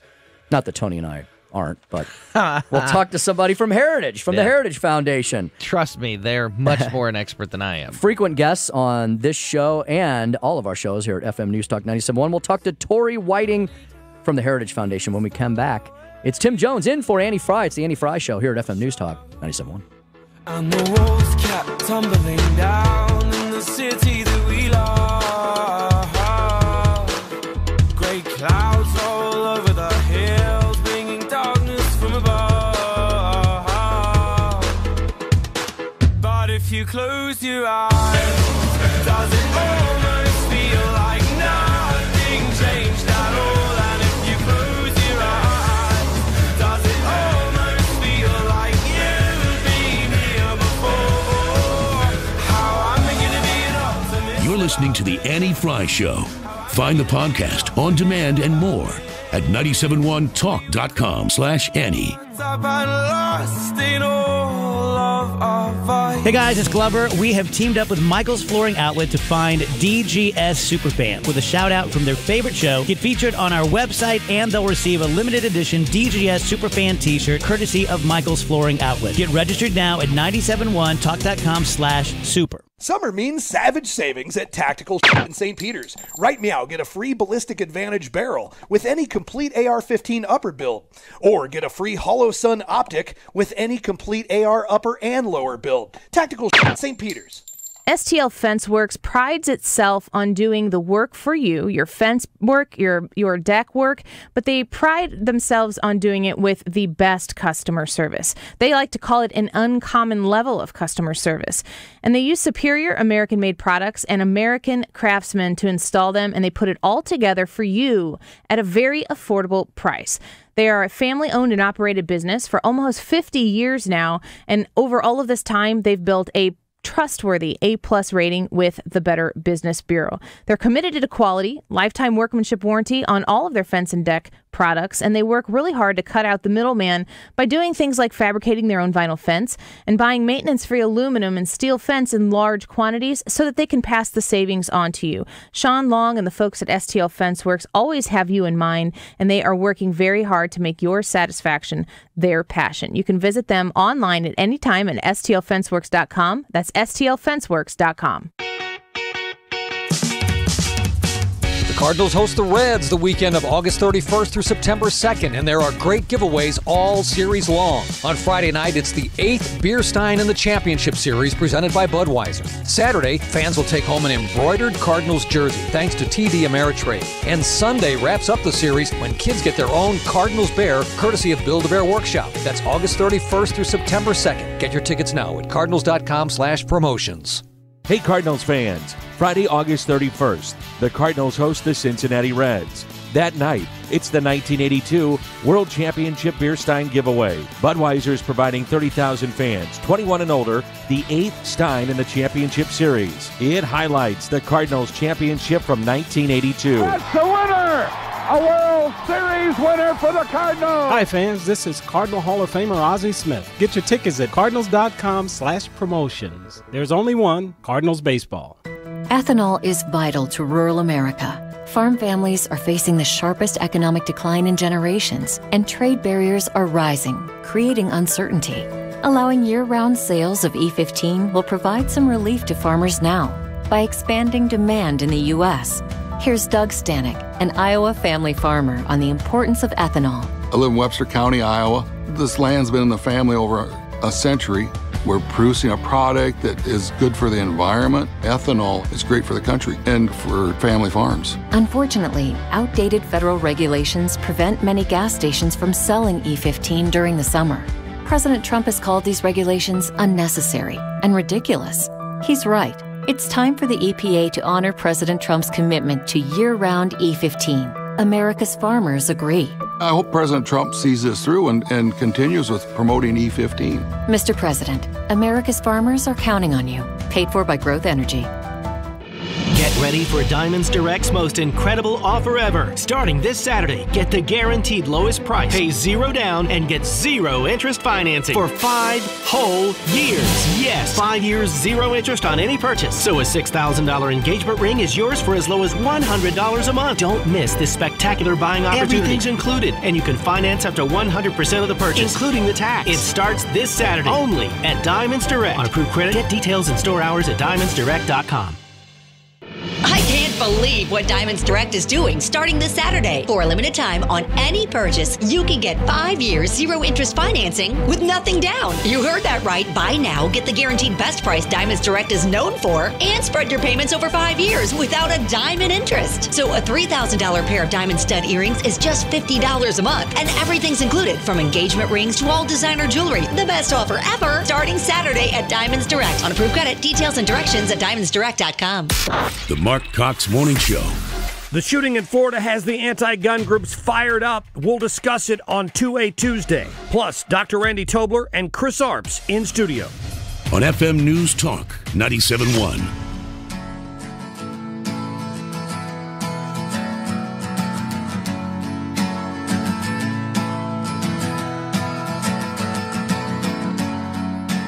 This is the Annie Fry Show. Interact with Annie on Facebook. The Annie Fry Show. Talk lines are open now at 314-241-9797 or 866-455-9797. By now, you should have somehow realized what you gotta do. I don't believe that anybody feels the way I do. It's a big day for trade, big day for our country. A lot of people thought we'd never get here, because we all negotiate tough. We do, so does Mexico. And this is a tremendous thing. This has to do, they used to call it NAFTA. We're going to call it the United States-Mexico Trade Agreement. And we'll get rid of the name NAFTA. It has a bad connotation because the United States was hurt very badly by NAFTA for many years. And now it's a really good deal for both countries. Yeah, that was President Trump just a few hours ago, barely, at a press conference with reporters in the Oval Office. It was a very unique press conference following a very unique setting with him speaking with the current president of Mexico on speakerphone, announcing this to the world. And you could see the stock ticker down in the corner just kind of ever upwards. Because as I mentioned in the earlier segment, markets love stability, and we finally got some stability to this issue. And all of the opponents of President Trump, once again, are having a sad Monday. But we're having a happy day here today. Tim Jones in for Annie Fry. Annie had to take a little break the rest of the afternoon. She was, I literally have felt her pain before. She had a little back pain. She's going to go get taken care of. And they asked if I was in town today. I happen to be here, so I'm jumping into the hot seat here. I am the host of the Tim Jones Show here on FM News Talk 97.1 every Sunday evening. So it's great to be with you all. And it's great now to welcome our next guest who's going to talk about that very sound clip I just played. Her name is Tori Whiting. She's the J. Van Andel trade economist for Heritage's Rowe Institute for Economic Policy Studies. She provides the conservative true north on free trade through her research and writing. Tori, thanks for joining us on the Annie Fry Show. Thank you so much for having me. It's a pleasure to be here. Yeah, thank you today. So, our timing was well placed today, having you on to talk about the ink. Probably isn't even dry on this. I know there's some more procedures that have to. They were asking the president, what happens next, or he was asking his staff, and they said, well, first of all, the official letters have to come in, and then there's a 90-day probationary period for this thing actually becomes effective in November. I think Congress has to take a look at it. Tori, maybe you can walk us through that process. But first of all, at first blush, from what you've seen and heard, what do you think about the news of the day? Well, I think first of all, this is a positive sign to see the U.S. and Mexico have resolved some of the outstanding bilateral issues in NAFTA. But it's important to remember this is a trilateral agreement. It's the North American Free Trade Agreement, which includes Canada, the United States, and Mexico. And so while this is a good step forward, this is not the conclusion. This is not the finish line. I'd really consider this to be like a rest stop. We've reached a point in the marathon, and now we need to keep running. And there's a lot more left to do. So, Tori, walk us back in history a little bit. What, in your mind, in the good folks at Heritage's minds, what were some of the problems in the NAFTA deal? It seems like as soon as that thing was signed decades ago, immediately the criticism began, but nobody's either had the political courage or the will to do much about it. So what were some of the systemic problems in the NAFTA deal? Right. So in our opinion, NAFTA has actually been a huge boon for the American economy. I mean, the amount that we have gained from NAFTA has been fantastic. Manufacturing output is up. This idea that we don't make anything in America anymore is completely false. We produce more manufactured products than we have ever done. We're just doing it with fewer people, more efficiently. Productivity is up. And a lot of that has to do with the competition and innovation that was driven through the North American Free Trade Agreement. Now, the areas where we would like to see and had been advocating for a renegotiation were in modernization. This agreement was implemented in 1994, over 20 years ago. We didn't have iPhones. Technology was in its infancy. The Internet and things like that were in its infancy in that time. And so we need to push this agreement into the 21st century and make sure that we have a roadmap set forward for us to be innovative and moving forward in things like digital trade, intellectual property protection, et cetera. And so those are really where we saw, as the Heritage Foundation, where we needed improvement. And also just to open up any remaining sectors that maybe were not originally included in the agreement. For example, energy. Right now, Mexico has worked for many years to privatize or to open up its energy industry. And we want to make sure that that remains consistent for the future for the U.S. and Mexico and Canada. Yeah, so you touched on my next question for you was what sectors are involved in each of these components? So between the U.S. and Mexico, what are the main trade sectors that we're talking about at this point in time in 2018 between our two nations? Yeah, so it's everything across the board. There's so much trade that happens between the U.S., Mexico, and Canada. The real sticking point, I think, in in this process have been in the area of manufacturing, particularly in automotive goods.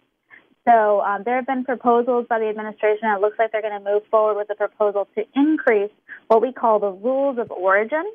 And that is the rules and regulations that allow auto manufactured products to be traded between the three countries free of tariffs. And currently it has to meet a 62.5% North American content standard. They're going to be increasing that standard up to 75%, which I personally see as being a bit counterproductive to want to increase innovation and competition, because that's putting more regulation on our automakers. And actually almost every automotive association in the United States has come out in opposition to these rule changes, because they have been setting up their supply chains based on the existing rules for over 20 years. And it's going to be a big disruption to the market if these things change. And what about with Canada? What's our primary trade sectors with our northern neighbors?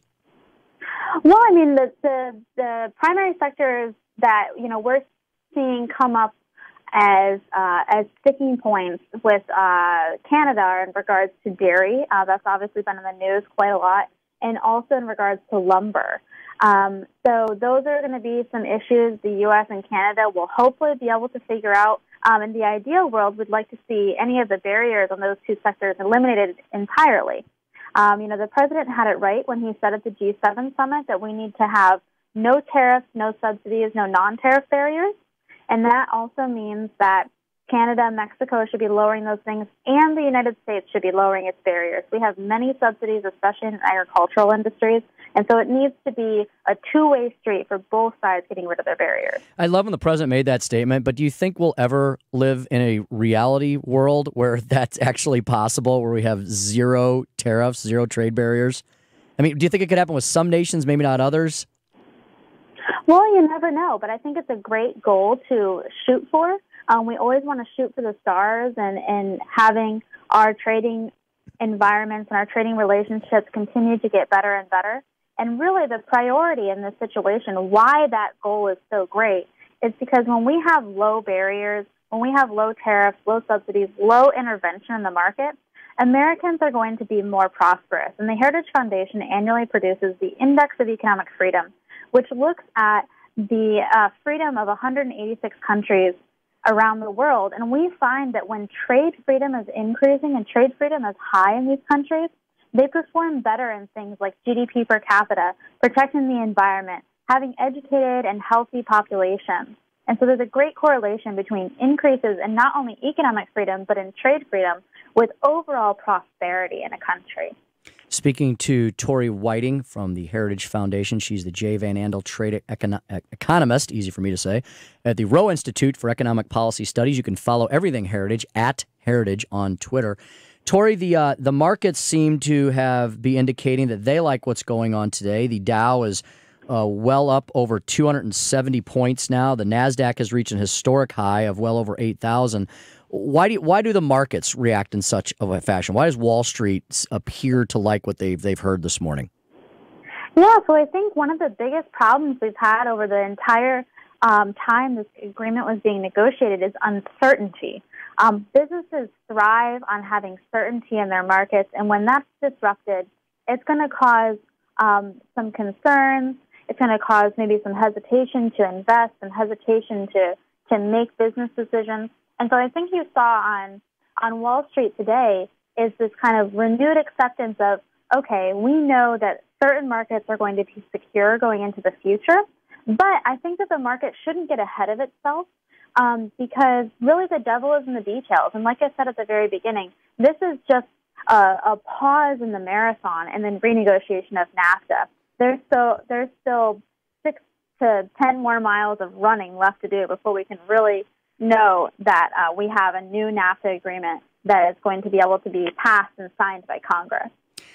Tori, I'd like to know if you'd like to comment at all on the wages issue. You know, it seems like the economy the last several years is definitely now recovering from its extreme lows back in the mid-2000s. We have stock market highs. We have more jobs available in this country than we currently have workers for. We have historic unemployment numbers across nearly all demographic sectors.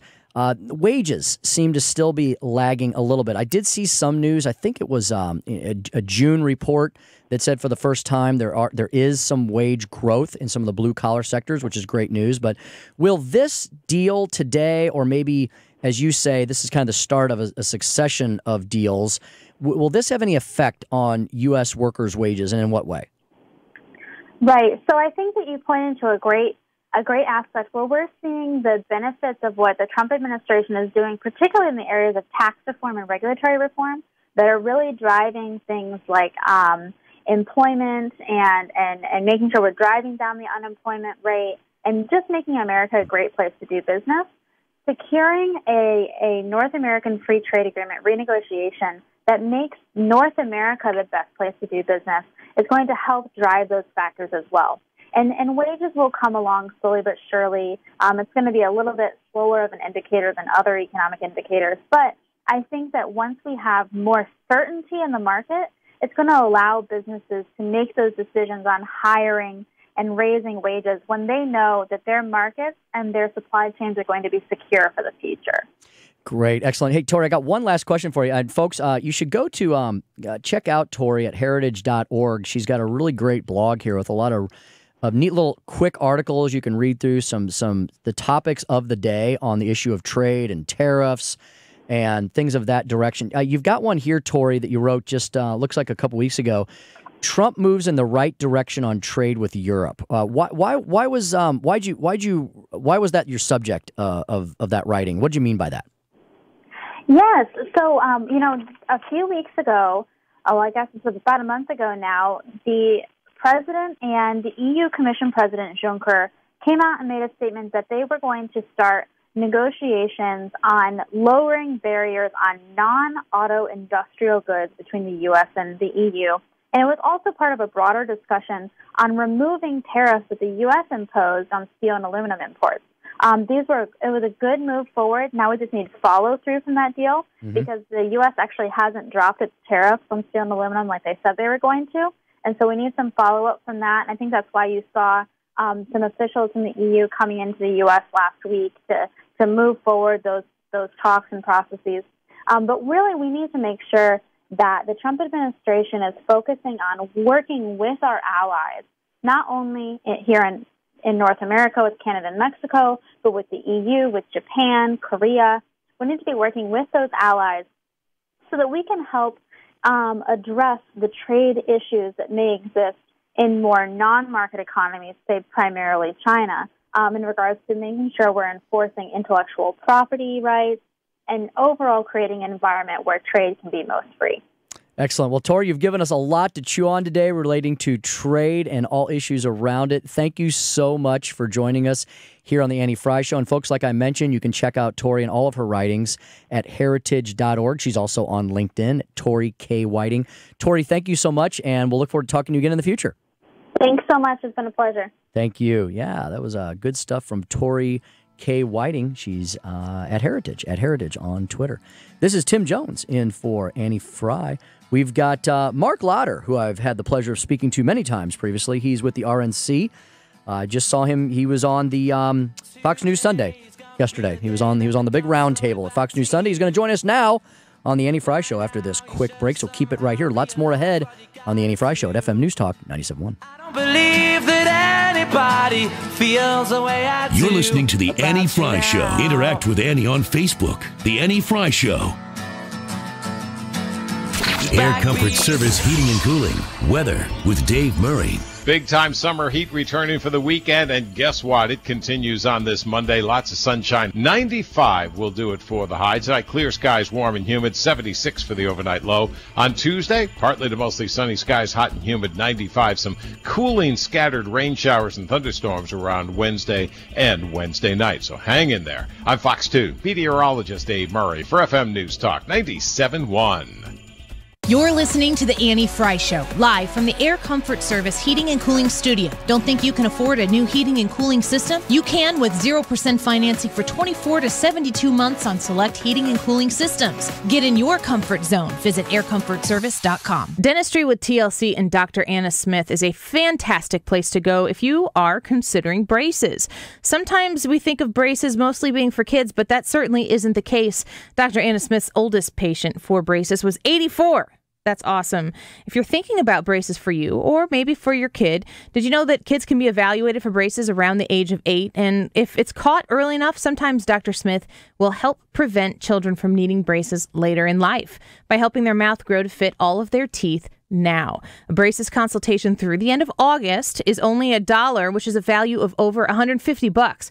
This includes a consultation with Dr. Smith and a digital panoramic x-ray. There are so many kinds of braces. She will quickly and painlessly evaluate your situation and let you know what type of braces are the best for you. Dentistry with TLC and Dr. Anna Smith. You can call them or text them at 618-466-0733, 618-466-0733, or visit them anytime online at dentistrywithtlc.com. Are you nearing retirement and wondering if you can afford to retire? Are you worried that you won't have enough income in retirement to live the same lifestyle as you are now? Are you also wondering how the stock market will affect your current retirement plans? This is Thomas Helbig of the Retirement Advisory Group, and we'd like to show you the kind of income your retirement accounts can provide, whether you're retiring now or even in the next 5 years. Call me now at 314-993-9494 for a no-cost, no-obligation financial review. We'll build your own personalized structured income plan that will show you exactly the type of retirement you can count on. And just for coming in, you'll get a copy of my best-selling book, The Boomer's Guide to a Worry-Free Retirement. I've been helping retirees and pre-retirees achieve a worry-free retirement for 31 years. Call me now at 314-993-9494 or visit us online at retirementkey.com. Once again, that's 314-993-9494 or online at retirementkey.com. Drowning in IRS debt? If you can't afford to pay your IRS debt due to economic hardship, you can now be free of IRS collection efforts by taking advantage of a special IRS tax hardship program. This program allows Americans who owe the IRS to resolve their delinquent tax debt once and for all. In some cases, maybe even reducing what you owe significantly. An open phone line has been established by Community Tax for consumers to call and see if they qualify. Simply dial 800-262-2917. If you owe back taxes to the IRS and cannot afford to pay them back or have years of unfiled tax returns, help is standing by. Just call the Community Tax Helpline today at 800-262-2917 for the help that you need. Don't take on the IRS alone. They can attack your wages, savings, pension, home, and even your Social Security check. Call 800-262-2917 to see if you qualify. That's 800-262-2917. Never paint again. Seriously. Who wants to paint anyways? Rhino Shield would love to paint your home, business, or church for the last time. You know, when it's not raining. Water and sun are the two most damaging villains against your home's defense for chipping, cracking, peeling, and rot.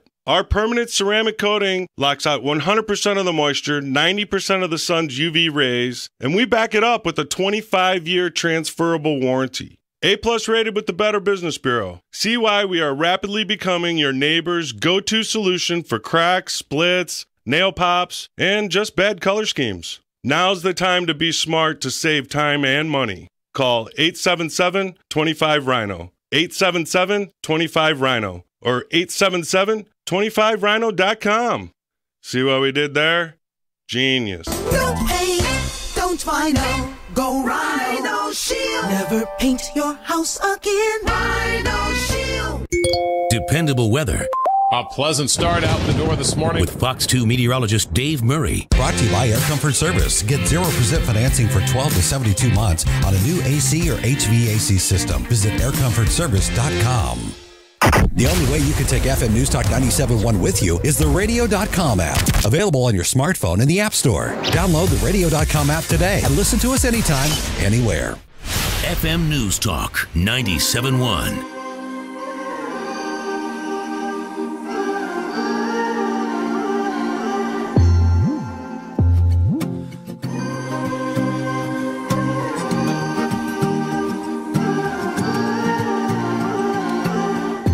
This is the Annie Fry Show. Find the podcast on demand and more at 971talk.com/Annie. Yeah. All right. Ooh.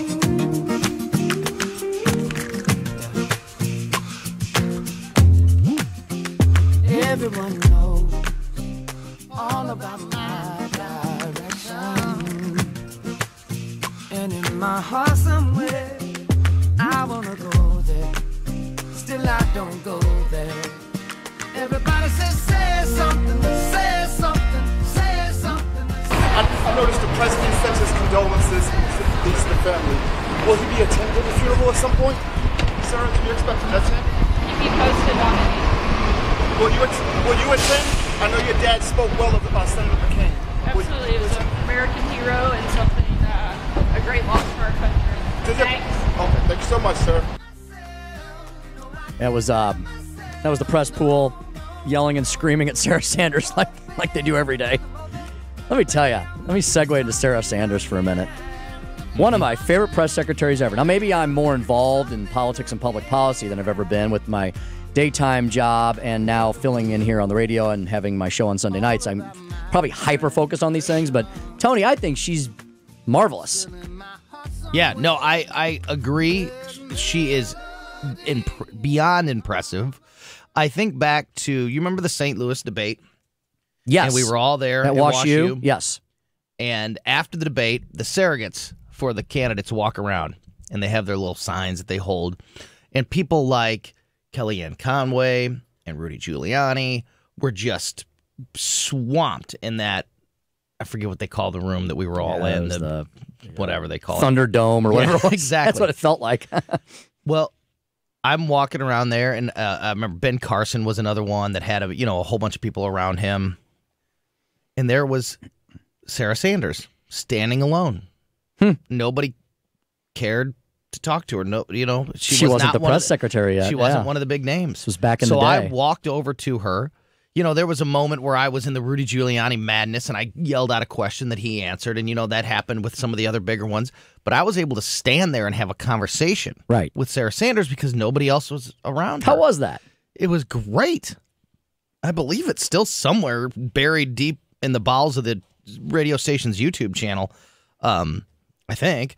And she was awesome. And I think about that, 2.5 short years ago, how now if she can't, now you see what happens when she takes one foot out in public or is around, she's absolutely swamped.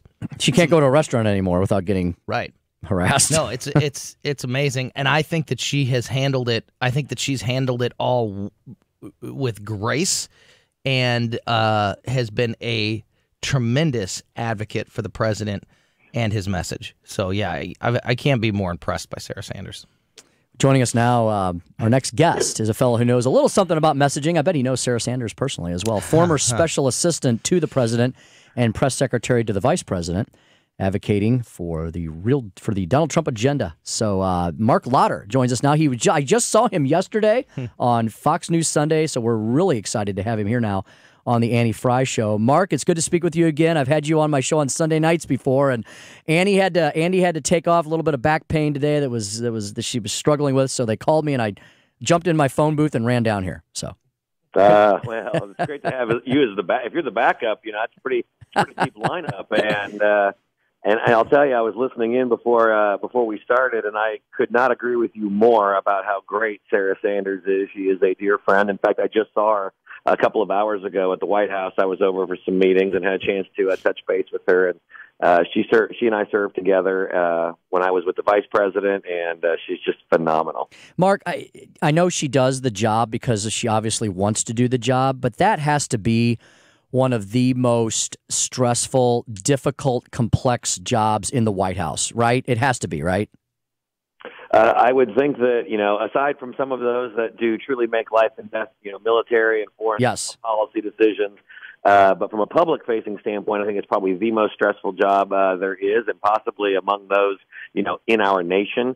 And she does it with such class, such grace, and it's really great to also just to know her as a friend and to be able to talk to her in that respect, as well as in her official capacities, and what she and her family are having to go through because she's choosing to serve the President of the United States, in the fact that she is the first press secretary in anyone's memory that has had to have Secret Service protection. And not only is she the press secretary, she's not just the person that you see on television. She's a mom, and she's a wife, and she is a daughter. And all of these things have been dramatically impacted by this job, and to a level never seen before. And how she does it with such humility is amazing. I mentioned I saw you yesterday on Fox News Sunday. You were Sandra Smith was guest hosting for Chris Wallace, and you were on there with Juan Williams and Marie Harf and Jillian Turner. And of course, the big news yesterday. It's amazing, the news cycle changes so rapidly, and now we've got this new trade deal news we can talk about later. But the big news yesterday morning was the passing of another great American hero, and that's Senator John McCain. Mark, you had some great words about that yesterday. Talk to our audience just about your thoughts on Senator McCain, his incredibly long life and legacy of public service to this nation. Yeah, well, when I said it yesterday morning on the show, I don't think anyone would have faulted Senator McCain after his time in the military, in the United States Navy, his time as a POW, when he chose to retire back in, I think, 1980, 81, somewhere in that. And if he would have just gone off and found a peace and quiet piece of land and fished and hiked, I don't think anyone could have faulted him for it. He'd earned that. But to continue on and then do another 3+ decades of service to his country in the United States Congress, both in the House and eventually in the Senate, where we've come to know, and running for President of the United States. It just shows you the quality and the character of the man. And trust me, there are areas where we disagreed. There are areas where, the current administration and many administrations have disagreed. He picked fights with Ronald Reagan. He picked fights with George W. Bush. Obviously, people are making a lot of his disagreements with the current president. But his criticism knew no partisanship. He was equally critical of both. And but he was always committed to what he believed in. And I think now, as we spend the rest of this week, it's good for us to remind Mark, ourselves. I unfortunately, I jumped in here cold, and I was up against a hard break here. I have to let you go, but we'll have you back on again. Thank you so much for your time. Absolutely. Great to talk to you guys. Thank you. It either is or it isn't. When it comes down to it, that's all that really matters when choosing a certified pre-owned Mercedes-Benz. It's either certified by Mercedes-Benz factory-trained technicians, or it isn't. It's either backed by an unlimited mileage warranty for up to 5 years, or it isn't. It's absolute confidence in 30,000 precision parts, or it isn't. The Mercedes-Benz Certified Pre-Owned Sales Event, now through August 31st, only at your authorized Mercedes-Benz dealer. Come in today and take advantage of first month's payment credit and special financing offers available through Mercedes-Benz Financial Services. There are those who settle for nothing less. For them, the choice is simple. It's either up to Mercedes-Benz standards, or it isn't. It's flawlessly maintained, or it isn't. It's either Mercedes-Benz Certified Pre-Owned, or it isn't. See your authorized Mercedes-Benz dealer for complete details and limitations on first month's payment credit and certified pre-owned warranties.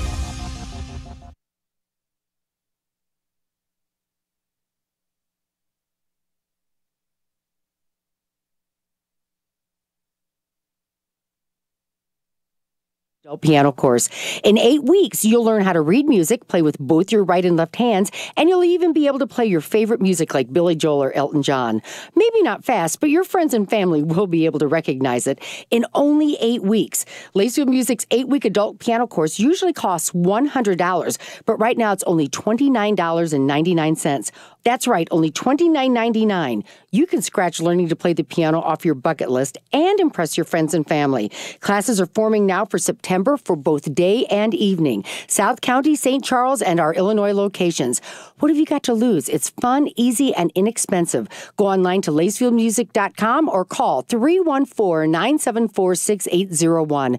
314-974-6801. So life is full of things that you can ignore for a while. You can ignore the dentist until you have a horrible toothache. You can ignore the tax guy until you get that red envelope from the IRS. You can definitely ignore your carpets and your furniture being sort of gray and nasty and dirty. Gonna do it next week. I'm gonna do it next month. Gonna do it next year, next Christmas, next whatever it is. When the time comes when you can't ignore it anymore because somebody spills something on the carpet, or the dog has an accident, or maybe you have a baby and they have an accident, or it just builds up and you just get sick of it. You're thinking about getting new carpeting. Maybe you can avoid that cost of thousands of dollars by just getting them cleaned. Reach out to Zero Res. They're super nice people. Mention me for the absolute lowest pricing. 314-474-2020. ZeroResSTL.com. That's 314-474-2020. ZeroResSTL.com. KFTK FM Florissant, KFTK AM East St. Louis, K254CR St. Louis. Powered by thehomeloanexpert.com. FM News Talk 97.1. A radio.com station. A new trade deal rallies stocks. I'm Lisa Brady, Fox News. The president says he'll terminate NAFTA in an Oval Office announcement with the Mexican president on speakerphone. Fox's Jared Halpern, live in Washington. And President Trump says his administration has struck a deal with Mexico that would end NAFTA, the North America Free Trade Agreement. We'll get rid of the name NAFTA. It has a bad connotation because the United States was hurt very badly by NAFTA for many years, and now it's a really good deal for both countries. The tentative agreement so far includes only Mexico and the U.S. Negotiations with Canada are still continuing. Senior Republicans call the announcement with Mexico a positive step, but Texas Senator John Cornyn adds the final agreement needs to bring Canada into the fold and have bipartisan support. Lisa. Well, Jared, despite the uncertainty about Canada and the ongoing trade dispute with China, Wall Street focusing on the positive. An hour to the close, the Dow is up more than 260 points.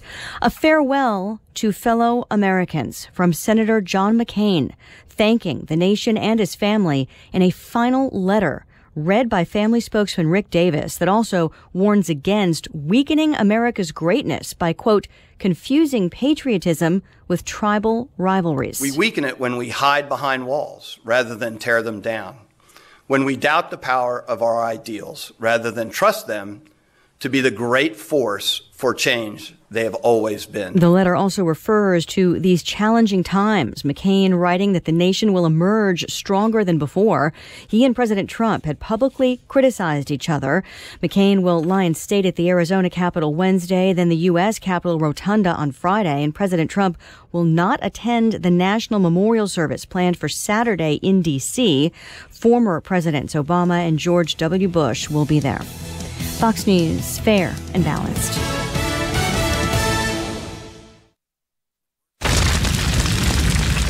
Wildfires burn millions of acres each year.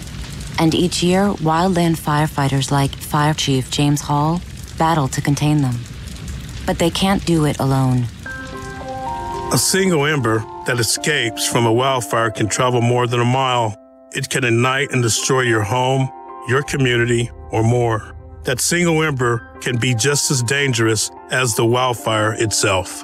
But you can do something firefighters can't. You can act now to prepare your home and your community for wildfire. You can reduce the risk. Do your part. Go to fireadapted.org. Get Fire Adapted. Learn what you can do now to reduce wildfire damage later at fireadapted.org. A public service message brought to you by the U.S. Forest Service and the Ad Council. Learn more at fireadapted.org. 97.1 News Time, 2:03. Good afternoon. I'm Tony Colombo. Companies that sell meat substitutes like burgers made out of soybeans or other vegetables are crying foul over a new Missouri law that prohibits them from marketing their products as meat. The Post-Dispatch reports in a lawsuit filed today in U.S. District Court, a coalition of groups and companies say a law approved by the legislature in May and signed by former Governor Eric Greitens violates the First Amendment as well as discriminates against out-of-state manufacturers to protect Missouri meat producers. Public employee labor unions filed a lawsuit today seeking to block a new Missouri law imposing a variety of restrictions on how they operate, including requirements to hold elections on whether they can continue representing employees and annual reauthorizations to deduct dues from paychecks. This news update brought to you by Mattress Direct. Don't forget, FM News Talk 97.1 is now available on radio.com. Download the radio.com app today and listen to us anytime, anywhere. When you meet someone new, one of the first things you notice about them is their smile. It is true, a dazzling white smile makes a big difference in the way we see others and how we feel about ourselves. Hi, I'm Dr. Jay Omas with Advanced Dentistry of St. Charles. If you are not confident with your smile, you may feel pressure to hide it, and when you hide your smile, you hide an important side of yourself. For some, achieving a great smile can be as easy as whitening the teeth, but if you suffer from crooked teeth, spacing, severely worn or chipped teeth, or unnatural-looking dental work, my office offers several options that can help you get the smile of your dreams. Our fast braces can align your teeth and close spacing in just a matter of weeks, and the latest in ceramic materials and technology can recreate beautiful, natural-looking teeth in the hands of a dentist properly trained in laser and cosmetic dentistry. To learn more about how we can enhance your smile, visit advanceddentistrynow.com or call 636-978-0226 today for a complimentary consultation. Did you know that some brokers in the St. Louis area charge up to 7% to sell your home? At Straight Realty, we only charge 4%. What can you do with that extra money? Why pay more than 4? 314-441-4444. Straight Realty is a licensed broker in the state of Missouri. Last year, Straight Realty sold over $41 million in home sales, saving our clients over $1 million in commissions. Let us help you sell and buy your next home. Why pay more than 4? 314-441-4444. Straight Realty is a licensed broker in the state of Missouri. Hey, Tim Jones here for my guys at Universal Windows Direct. It is time to take care of all those drafty, chipped, foggy windows and call my guys at Universal Windows Direct. Their patented foam super spacer technology created by NASA creates a better seal than traditional metal spacers. Your windows will last longer and you'll save money on your energy bills. These new windows will make your home more beautiful. Every window is custom made for your home, from wood trim to premium vinyl, the added security of cam-style locks. It's like looking at a brand new home, all backed up by the true lifetime warranty. You're covered for as long as you own your home, 30 years to the next homeowner. That makes Universal Windows Direct windows the last ones you'll ever need. Stop suffering with drafty, chipped windows. Call my guys at Universal Windows Direct. For every window you buy, the next one's free. There's no limits to that. 0% financing for 36 months. Free installation, all backed up with the true lifetime warranty. As long as you own your home, 30 years to the next homeowner. How can you beat that? Call to schedule your free in-home estimate today. 314-878-0300. Go to universalwindowsstlouis.com. Like me, you'll be saying, I love my windows. If you have retirement questions, you can bet Marvin Mitchell probably has the answer. Join him every Saturday at 4 and Sunday at 1 for Rethinking Retirement. With his years of experience, Marvin can help take the guesswork out of your retirement planning. Rethinking Retirement is your source for all things retirement, from how current events could affect your savings to strategies to maximize your retirement income and everything in between. Don't miss Rethinking Retirement with Marvin Mitchell every Saturday at 4 and Sunday at 1. The only way you can take FM News Talk 97.1 with you is the radio.com app, available on your smartphone in the App Store. Download the radio.com app today and listen to us anytime, anywhere.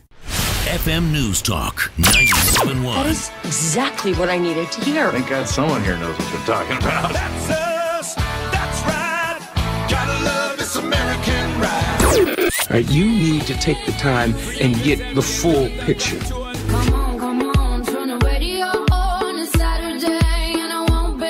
Don't get me wrong, I love the ladies. I mean, they rev my engine, but they don't belong in the newsroom. It is Anchor Man, not Anchor Lady. What do you want from me? I'm not America's sweetheart. Goodness sake, kid. Keep your voice down. Your father's listening to the radio. I'm not America's sweetheart. This is the Annie Fry Show.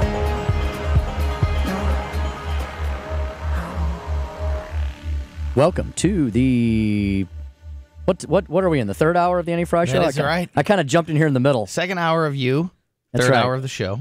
That's right. Second hour of Tim.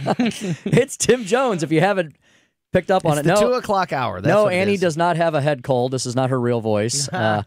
She, if you joined us just now for this last hour, She had a little back problem, and Tony and I've had back problems off and on over life. I'm us active people that we are. I've always been a runner, so I've run. I'm a golfer. Yeah, that's bad. I'm a hiker, and so I've become more of a walker these days. Yes. And a hiker, and the running. I got to get into the biking. You ever? Yeah. Mm-hmm. So anyway, a lot easier on you. Yeah. Ever had those back issues, Frank? They're not. They're not any fun. Debilitating. Yeah. So Annie took off the rest of the afternoon. She's gonna go probably get a little heating pad and stuff, maybe a little chiropractor, and hopefully she'll be back here tomorrow. I was happy to be in town for once and to speak. Answer the call. That's right. And our next guest is somebody who usually interviews me on Thursday mornings, and I'm going to turn the tables on him now. None other than the host of Marc Cox in the Morning. Guess what? It's Marc Cox. Hey, Mark. What's happening, guys? How are you? We're great. How are you doing, Mark? I'm doing all right. I just got an image of Tim Jones in biker shorts. Ooh. And now you're green under the gills, huh? Yeah, well, I'm with you, brother.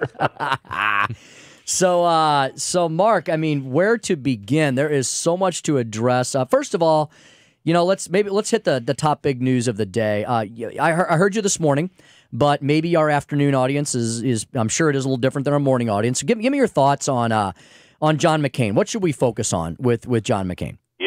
I keep going over this, and as I left work today, I saw that the newest controversy was the fact that apparently the White House is following the rules, and the flag was returned to full staff after a day.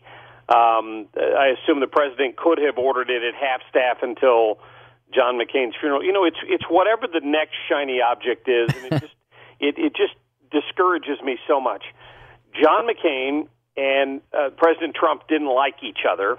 John McCain made sure that Donald Trump knew he wasn't invited to the funeral, and now Trump won't go.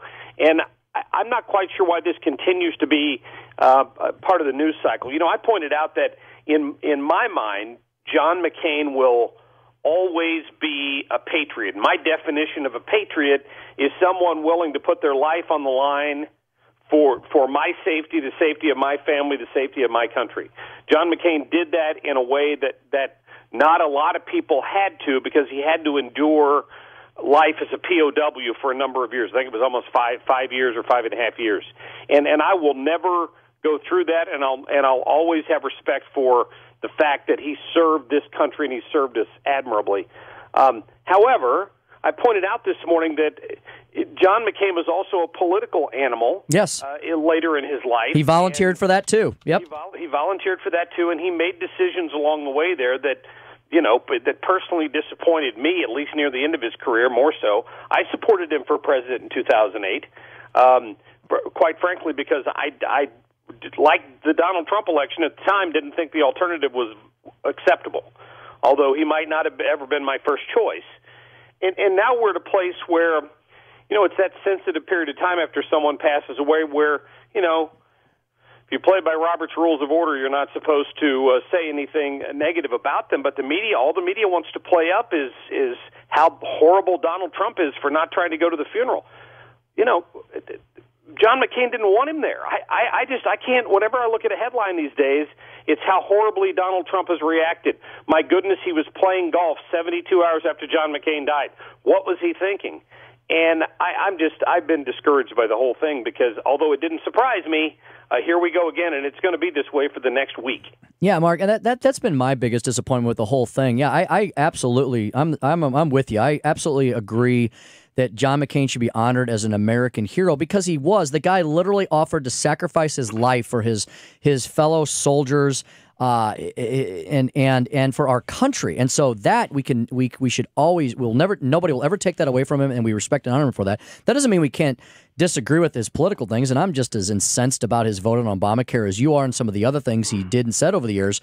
But isn't it amazing, Mark? This is what really angers me is, he barely has passed away, and the media does not look at the 80 years of his life that had nothing to do with President Donald Trump. They focus on the last year and a half or so, and it's all through the lens of Donald Trump. Can't we just talk about John McCain under the lens of John McCain? Right. No, that makes perfect sense.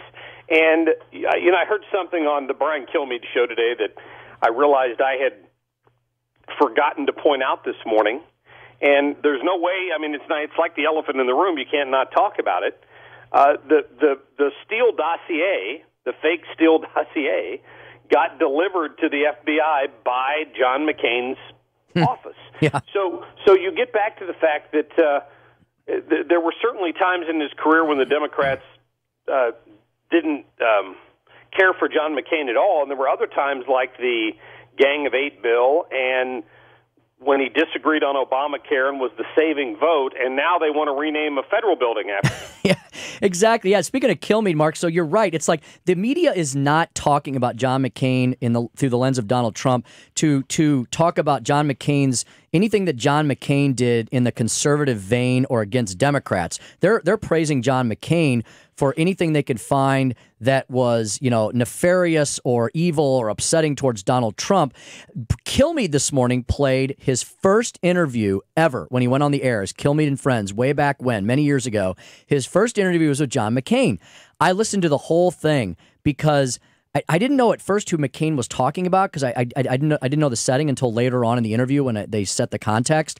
And McCain was basically trashing the president of the United States on a bunch of different issues, like every issue, immigration, taxes, Obamacare. I realized then he was talking about Obama, and he was heavily critical of him. The media is not going to play any of that, are they? No, of course they're not. And I mean that's a great example of love you hate you. They hated Omarosa until she was able to come up with some dirt on Donald Trump. So the media this week will concentrate on that solely.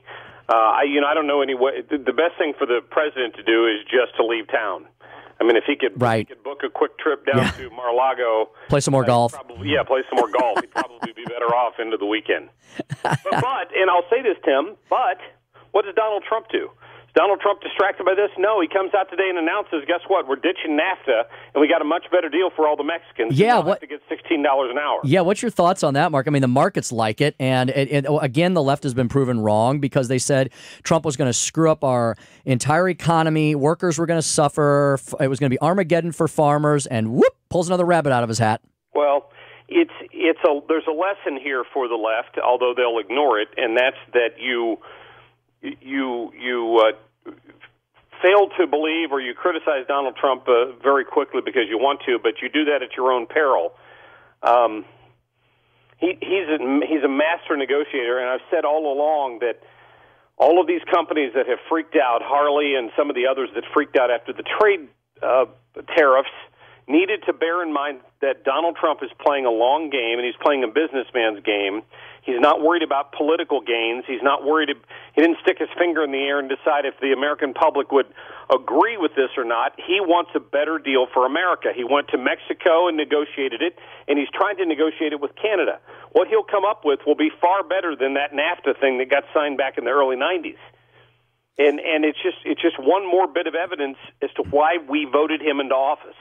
Yeah. He's gone a completely different direction than we would have under the Democrats. And we're winning. I mean, every time he goes out to renegotiate a trade deal with the European Union, now with Canada, pretty soon, or now with Mexico and pretty soon with Canada, it's a win. And people need to pay attention to that. Mark, another thing that's kind of tough to keep up on is where Claire McCaskill is today at this moment on Judge Kavanaugh, And I know you've been covering this a lot on the morning show, and by the time I talk to you this Thursday, she may have a different opinion. At first, it was no comment, Claire. Then it was she made that statement that, well, it wouldn't be politically. It's not a good political move, for me. And then she finally meets with him last week when Chuck Schumer gave her permission to do so. So I don't know where Claire is these days. It seems like she's on the run more than anything, and she's very rarely in Missouri these days. She didn't even come in for the state fair, and they rewarded her appropriately by putting her at the bottom of the barrel on the straw poll. Well, I didn't see that straw poll results come out, but it seems to me like she's waiting to react to the latest polling on this, which shows her, although behind, within the margin of error to Josh Hawley with the statewide poll that they took, and maybe she realizes that I think if she decides to be a no vote on Kavanaugh, that's a much wider margin. Yeah, she's in a real trick bag on this. It's either anger the base, right, or anger Missouri Trump plus 20 voters. Right. So and I know Annie has discussed this a lot on her show as well. And the other thing that we talked about this morning was the voter turnout in the November election in a non-presidential year, when a lot of people who may support Trump may not be as motivated to go to the polls because his name is not on there. But it is, if you consider the fact that, if Mike Boss doesn't win over in Southern Illinois, or there were some other upsets across the country because of lack of turnout, Republicans lose the House, it's Speaker Pelosi, and that a chill should run down the spine of everyone in the sound of my voice. Yeah, Mark, what's your sense on that? You talk to a lot of callers in the morning. Everybody's up. They're fired up usually in the morning. They're heading to work. I know people they're never going to be as excited in a midterm as they are in a presidential year, but are you sensing any more or less excitement? Are people kind of waking up about the major choice that is before them this fall? I'm afraid maybe they're not, and maybe I haven't done my job well enough, but we're going to be talking more and more about it because I spoke to Cassie Smedley this morning from the RNC. She pointed out that things are, on a national level, people don't really start paying attention until September. That's true. In October, and I hope she's right because I'm not. I mean, I certainly get people calling in who are passionate about this, but I don't yet sense that there's that sense of urgency. And I don't think there's going to be a blue wave, but there still could be. Mm-hmm. Yeah, definitely. So speaking of that morning show, do you know who you got teed up yet for Tuesday morning? Yeah, we're going to talk a little bit more about that shooting down in Florida because the knee-jerk reaction for the media, of course, is gun control. The likely suspects came out, Mark Kelly and Nancy Pelosi, and everyone else came out talking about gun control. My 2A Tuesday segment tomorrow, we're going to talk to a lawyer who's been studying this case and a lot of other issues like that when it comes to the Second Amendment and gun control. And hopefully we're going to have some more details in the morning on how this guy got the gun, where it came from, what were the security measures at this shopping mall, if any. My understanding is this happened inside a restaurant. Some sort of a gaming conference inside of like a pizza restaurant at a mall. So there was no security at all. And so we'll be talking more about that in the morning with an attorney who works for a concealed carry insurance plan, so to speak, where you can buy insurance if you conceal carry. Oh, gotcha. Yeah. Well, he's Marc Cox. He's got the Marc Cox Morning Show tomorrow, Tuesday morning, right out of the gates at 5 a.m., running till 9. He's at Marc Cox 971. Mark, we'll be listening. Thanks for calling in here today to give me somebody to speak with. You bet, Tim. Good talking to you. Good to talk to you, Mark. We'll talk to you soon. Yeah, I'll probably be talking to Mark, Thursday morning. I'll be talking to Mark Thursday morning, as I do every Thursday morning on the Marc Cox Morning Show, weekdays from 5 a.m. to 9 a.m. at Marc Cox 971. Great to chat with Mark and catch up with him. It's the Annie Fry Show. Tim Jones in for Annie Fry. We'll take your calls next. 314-241-9797. Toll free 866-455-9797. You can talk about John McCain, talk about the new trade deal, the Florida shooting, Judge Kavanaugh, so much more ahead on the Annie Fry Show here at FM News Talk 97.1.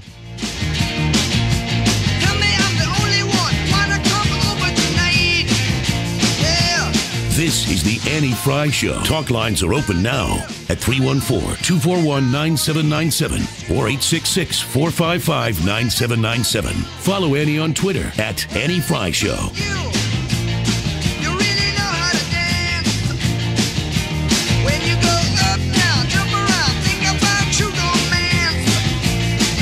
Traffic reports at your fingertips. Real-time traffic online. Log on to 971talk.com for real-time traffic updates. Brought to you by Deck and Patio Living. Make your backyard dreams come true. Call 890-2222.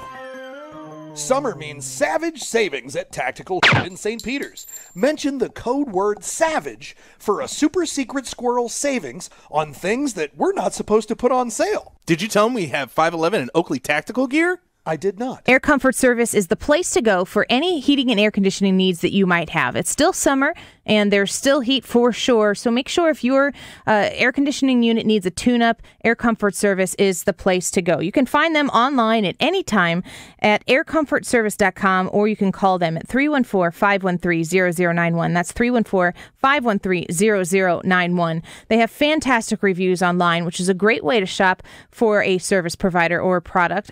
Like Jack from Baldwin, who said, our AC stopped working and we needed a service call. A very competent team came out on a Friday afternoon to diagnose the problem. The system could not be repaired, and we ended up getting a new HVAC installed the next day. This company gets customer service, and we were very satisfied with what they did.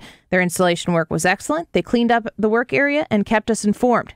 We would highly recommend them. In fact, our son had recommended them to us, and our experience was similar to his. So if you're looking for any work to be done on your AC unit, your heating unit, and you want to get a hold of Air Comfort Service, go to aircomfortservice.com, 314-513-0091. Do you have credit card debt?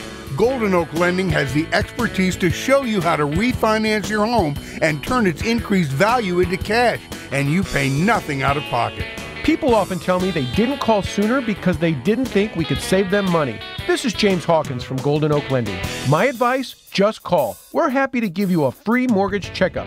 With our expertise in today's increased home values, we can usually save you money. It will cost you nothing to find out. We take all the risk because if we can't close your loan, the appraisal is no charge. Stop paying double-digit credit card interest. We have so many options. Let us show you the savings. Golden Oak's mortgage rates are in the 3s. We could save you money. And it will cost you nothing to find out. Call 314-567-GOLD. 567-GOLD. Golden Oak Lending cured my blues. NMLS 114937, 111 Westport Plaza, St. Louis, Missouri. Call 567-GOLD.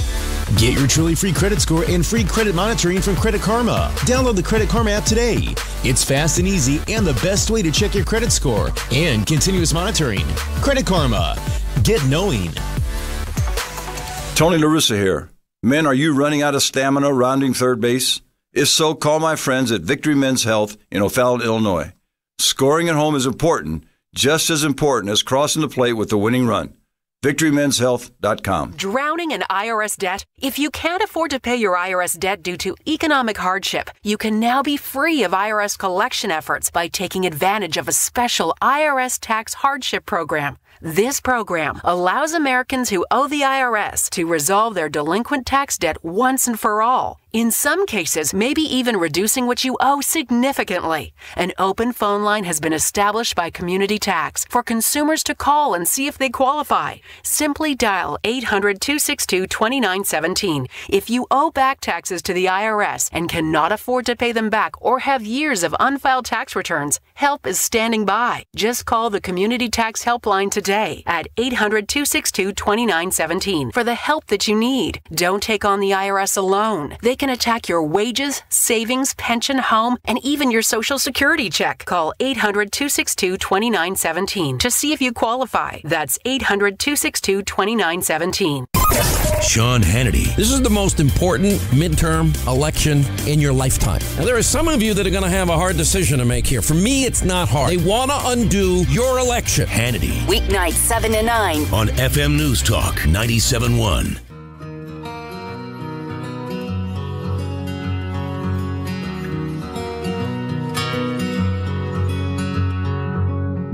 Took you like a shot, thought that I could chase you with a cold evening. Let a couple years water down how I'm feeling about you.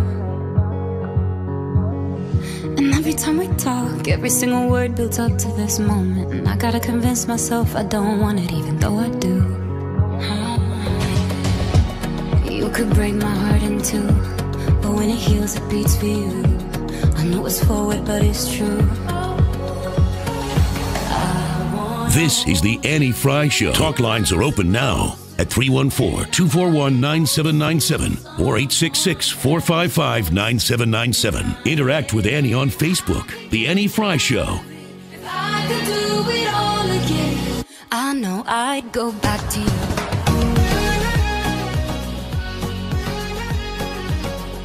5 Senate Democrats announced they were opposed to President Trump's nominee to the Supreme Court before President Trump nominated Judge Brett Kavanaugh. That's not advise and consent. That is simply obstruct and oppose, and the American people deserve better.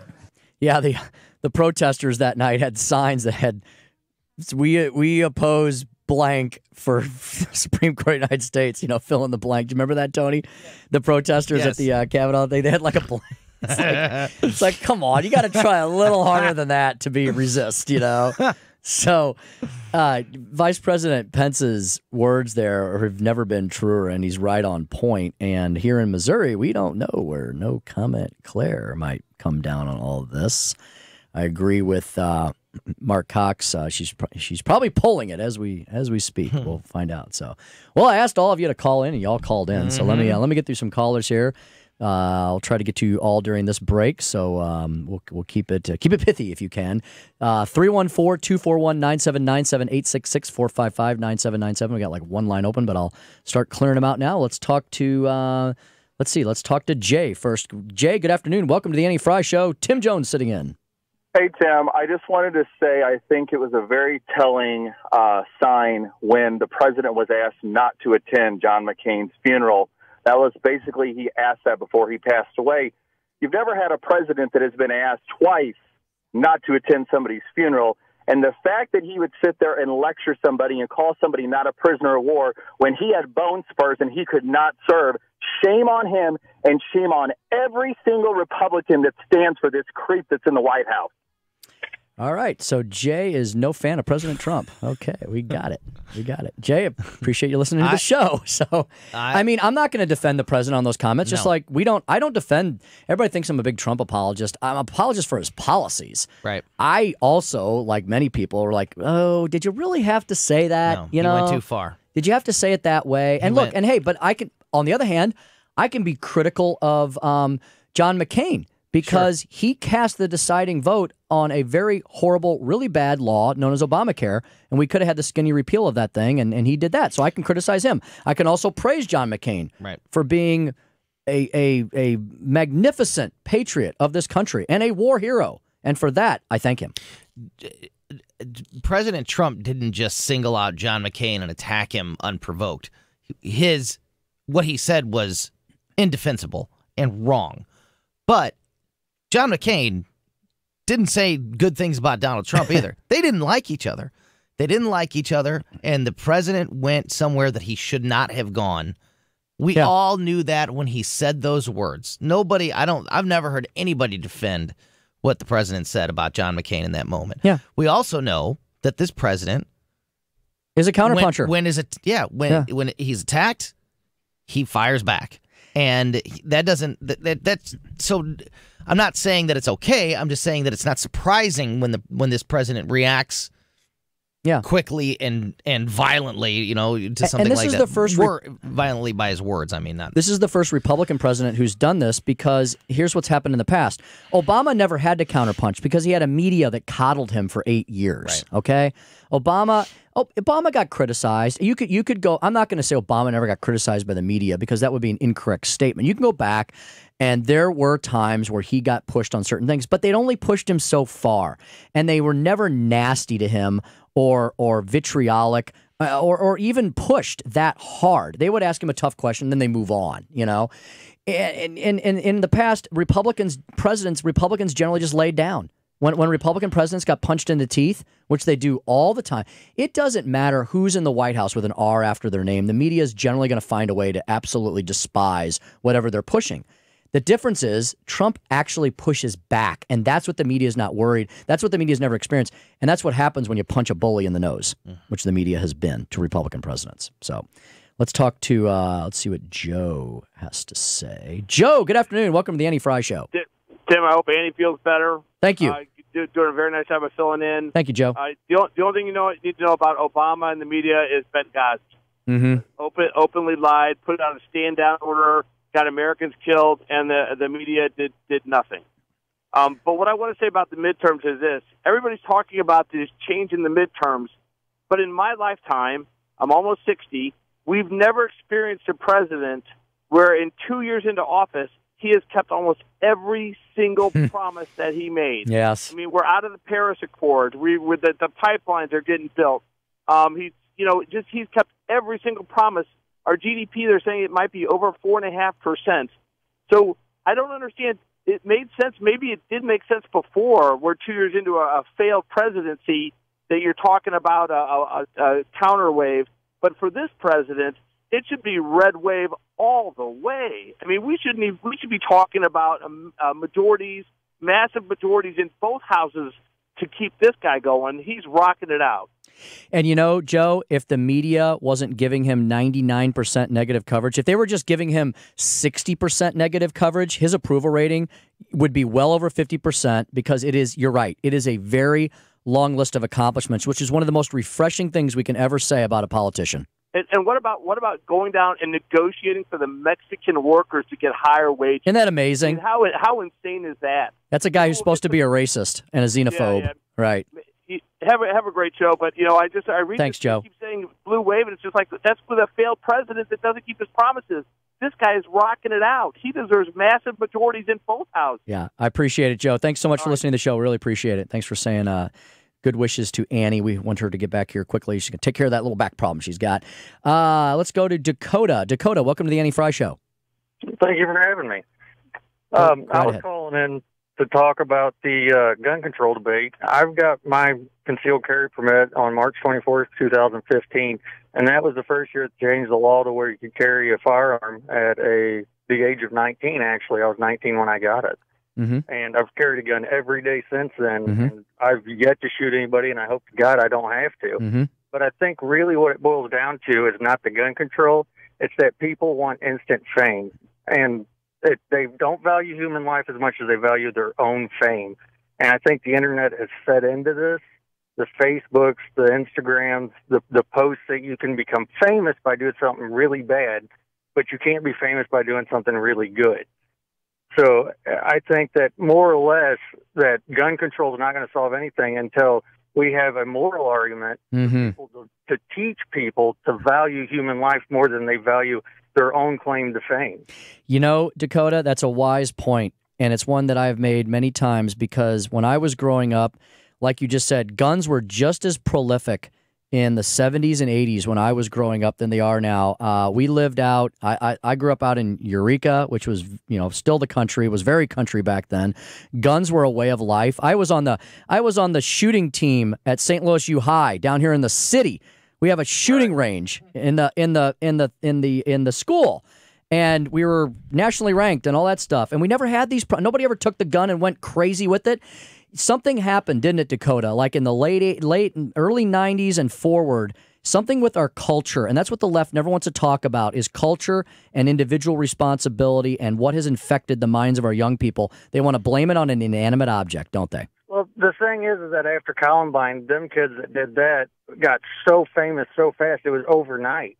Because the media, and this was before the internet really took off, but the media kept saying their name over and over and over again.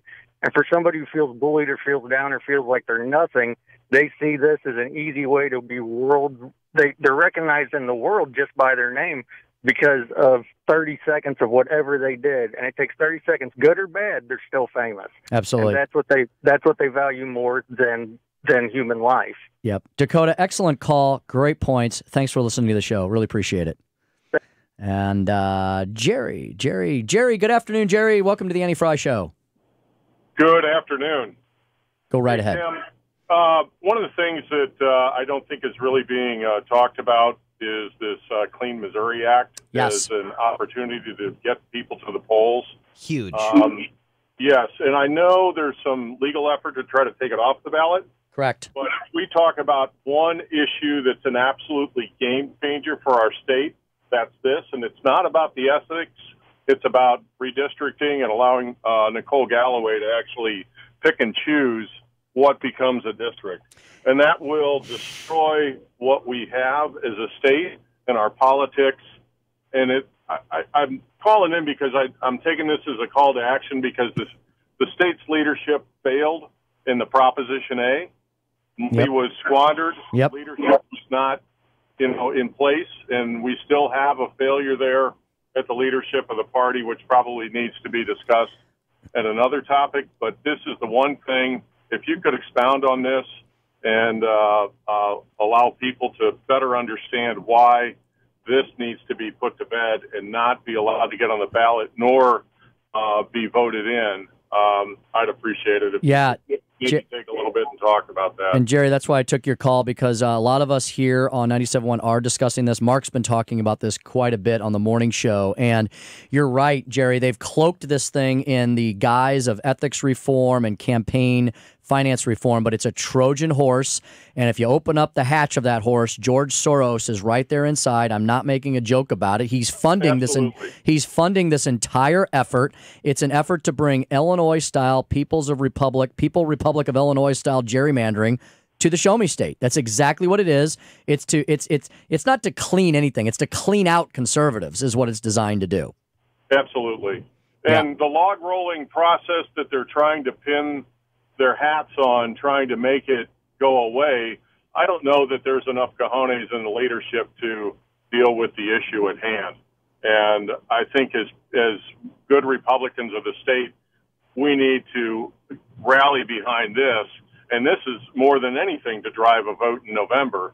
This is the best thing that we could have. Exactly. One local issue that matters to each and every one of us. Well, we're going to be loudmouths here about it, Jerry, and you can call in any time and talk to us about clean Missouri, my friend. Awesome. Take Good care. deal. Yeah, great call. Thanks for bringing that up. We're a little off topic, but it's a great topic because it's coming up soon. Have you looked at this? This thing's dangerous. I would love to get your thoughts on sort of because Clean Missouri is such a big deal, the auditor election is a big deal. Is now a big deal. Nicole Galloway being the Democrat and the incumbent.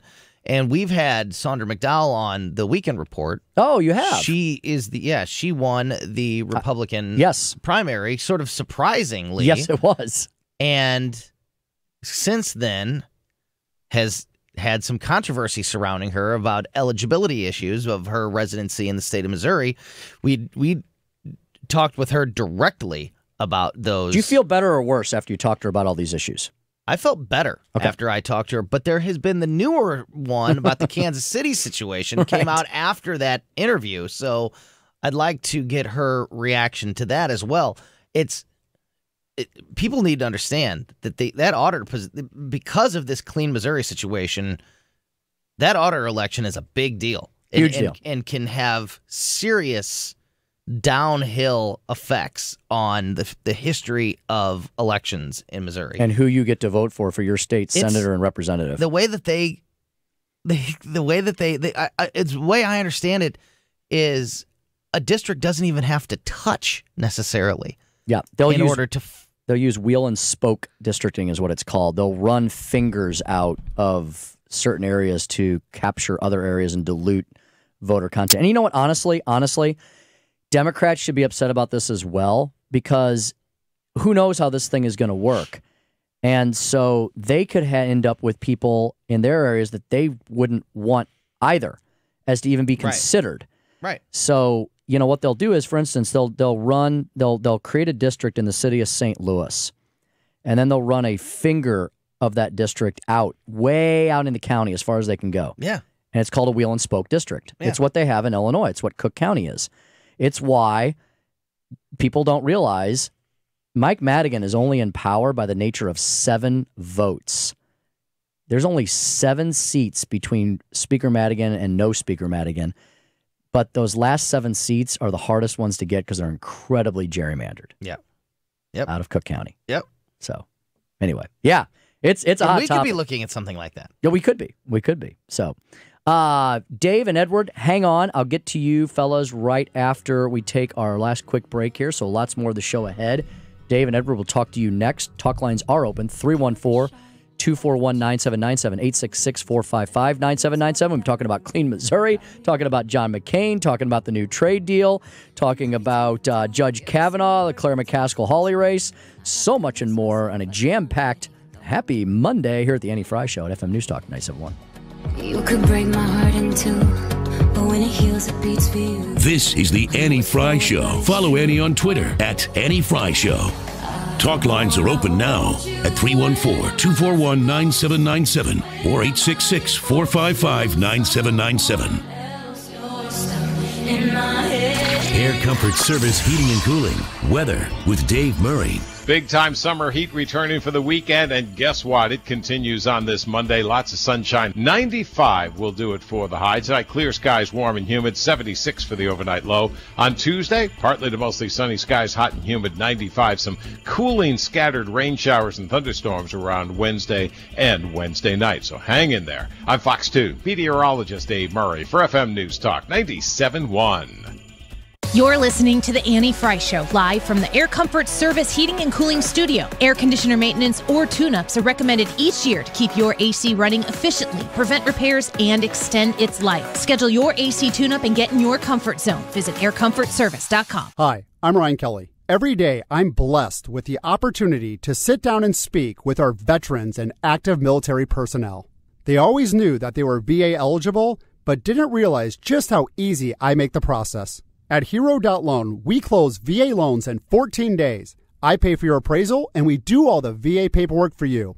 Get the loan you've earned and apply online today with your Missouri VA loan specialist at Hero.Loan, the only way to VA.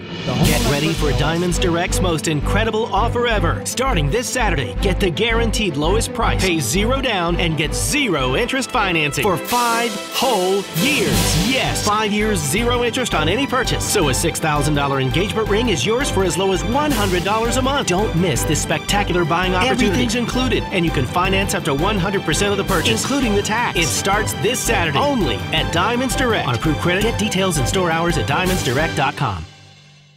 I can't believe what Diamonds Direct is doing starting this Saturday. For a limited time on any purchase, you can get 5 years zero interest financing with nothing down. You heard that right. Buy now, get the guaranteed best price Diamonds Direct is known for, and spread your payments over 5 years without a dime in interest. So a $3,000 pair of diamond stud earrings is just $50 a month, and everything's included from engagement rings to all designer jewelry. The best offer ever starting Saturday at Diamonds Direct. On approved credit, details and directions at diamondsdirect.com. Hi, I'm Dr. Nick Barnes of Health From Within Family Chiropractic and host of Maximize Living Sundays at 8 a.m. at Health From Within. We focus on 5 essential areas to strengthen your nerve system and maximize your health. Your body alone without medications has tremendous power to heal itself. At Health From Within, we unlock those natural healing powers you possess. To learn more about our unique approach, go to healthfromwithinstl.com. That's healthfromwithinstl.com, and join us Sunday mornings at 8 a.m. on FM News Talk 97.1. Message and data rates may apply.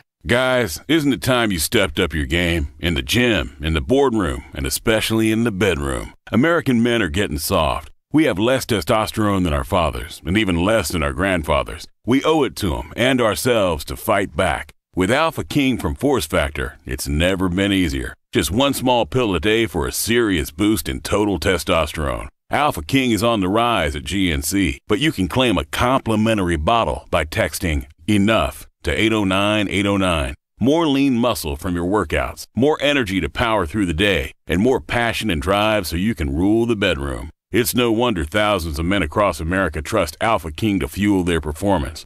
Just text ENOUGH to 809-809 for your complimentary bottle, a $35 value. Respond in the next 10 minutes for your chance to also snag a bottle of SCORE, our #1 performance libido enhancer. That's ENOUGH to 809-809. So the Obama administration had, for all intents and purposes, the same exact policy.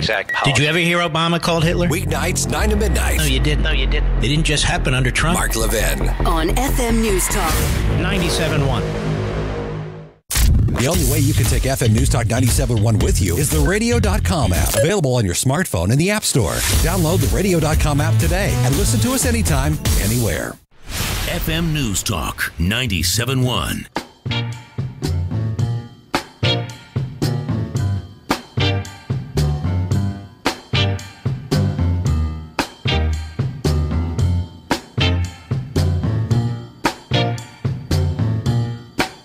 When the night has come. You're listening to The Annie Fry Show. Talk lines are open now at 314-241-9797 or 866-455-9797. Interact with Annie on Facebook. The Annie Fry Show. personality or the politics, but we all must respect office. Let me start that one over. Well, he's the president of the United States, and you have to respect the office. And no matter who's in the office, you may dislike personality or the politics, but we all must respect office. Yeah, I loves me some Tiger Woods. He was so awesome when he was here in St. Louis a couple weeks ago. I got to go out to the PGA. I was blessed to get a couple tickets on Saturday and Sunday, and that Tiger gallery that followed him around was on. It was like a human wave of people back and forth. And when he was finished, and this is the new Tiger. He's kind of like, I think he's coming to his own. You know, he's got a bigger sense of self, I think, and awareness. He was never a big gusher about crowds and things and all that. He's very matter of fact, kind of gets on to the next thing. He took the time to have his folks take a picture of him in front of the Belle Reve grandstand as he was leaving, and he kind of had a pose where he was kind of doing the fist bump thing, and he put a little tag. He said, "St. Louis, thank you very much for a great week. You're awesome fans. Hope to come back." Something like that. Thanks for watching me as I really made a run at history. You know, gracious in defeat. He finished second. Gracious to the crowd. You know, it was really remarkable. I retweeted that and said, "Man, what a great human being." You know, there's somebody who understands. There's somebody who's been at the top of the world and at the bottom of the world, at the bottom of the barrel, and it's a great redemption story. And learned his lessons. And he knows what it means to be human. Yeah. Yes, and learned from his mistakes. Yep. And learned from maybe some of his past. Now, I'm not talking about like in his marriage or stuff, but like the way he used to deal with fans, the media, and things. And I think that he's learned from, you know, the past, that there's a better way to do things. Yeah. And what I have mentioned on this show and others, if Tiger comes back in any form to be a good golfer again, somebody who competes on a regular basis in these tournaments or whatever, in the story of Tiger Woods, when the biography is written, St. Louis will be a prominent part of that story as the turning point of Tiger's comeback to greatness, hopefully. Yeah, and if that happens, which would be freaking cool. It would be. There's certain points in life that leave indelible marks on you, and we all have those moments. Happy, sad, joyous, you know, triumphant, debilitating. And, you know, you think about, you know, marrying your spouse, having your children. That, to me, was a big event because it was here in our hometown. And it was so nice for once to have a great, glorious thing happening in St. Louis. Right. That was not on the national news because it was a race riot. Right. Or somebody was burning something down or destroying something. It was a positive story. It was an incredibly positive story. The fans were remarkable. Over 200,000 people in one place every day for a week, and no problems. Right. There was some heat exhaustion, but, you know, there was no problems. Everybody was wonderful and gracious. And then to have one of the superstars of, we're so lucky to see him, Tony. He's our Bobby Jones, Arnold Palmer, Jack Nicklaus, whatever you want to say. He's our guy of our generation. He's around our age. And it shows that, yes, human beings are flawed, but boy, they can do some glorious things as well. And, you know, it was really great seeing it. So it's funny that you mentioned that he's like around our age, which makes me like, hey, if Tiger could still be an elite athlete, then I'm not too old to be an elite athlete. Like, right. I'm not old yet. Weekend warrior. Yeah, if Tiger could still go, I can still go. That's right. We can still go full throttle. Let's talk to Dave real fast here. Dave, welcome to the Annie Fry Show. Go right ahead. Hi, Sam. How you doing today? Great, thank you. Good. Just want to comment on the Trump and McCain thing. These guys are never going to understand Trump. Trump grew up on construction sites, and these East Coast Ivy League yuppers up there, they're never going to get it.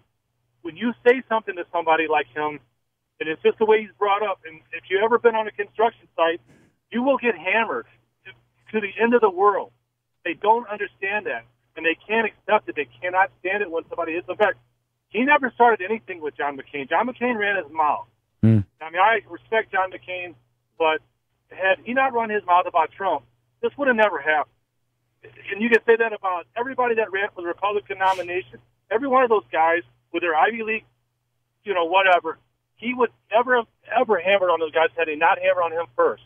Yeah, he's a brawler. I mean, he's a New Yorker. I mean, I lived in New York for 10 years. That's what New Yorkers do. They counterpunch, So To the end of the world, they will hit you so hard. I don't know. Yeah. They're never going to get it. But I mean, I have respect for John McCain, and it's sad that he passed away. But had he not run his mouth first, Trump would have never done that. Yeah. I will always say that about that guy. I just don't think that he would have. Hey, Dave, thanks for calling the show. I got to get to a few other callers here. I got a couple minutes left. Let me get to, let's see, who was next here? Let's get to Phil. Phil, welcome to the Andy Fry Show. Hey, Tim, thanks for taking my call. Sure, go right ahead. We got a couple minutes. With George Soros, you're saying that his money's being pumped into our state to basically gerrymander like they do in Illinois.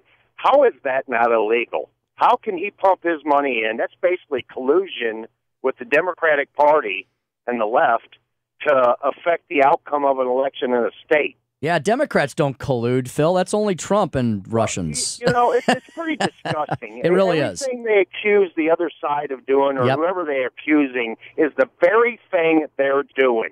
Yep. They're disgusting. They're just disgusting. One other thing. Go ahead. Thanks, John McCain, for your service, and adios. Thanks, Tim. Thanks, Phil.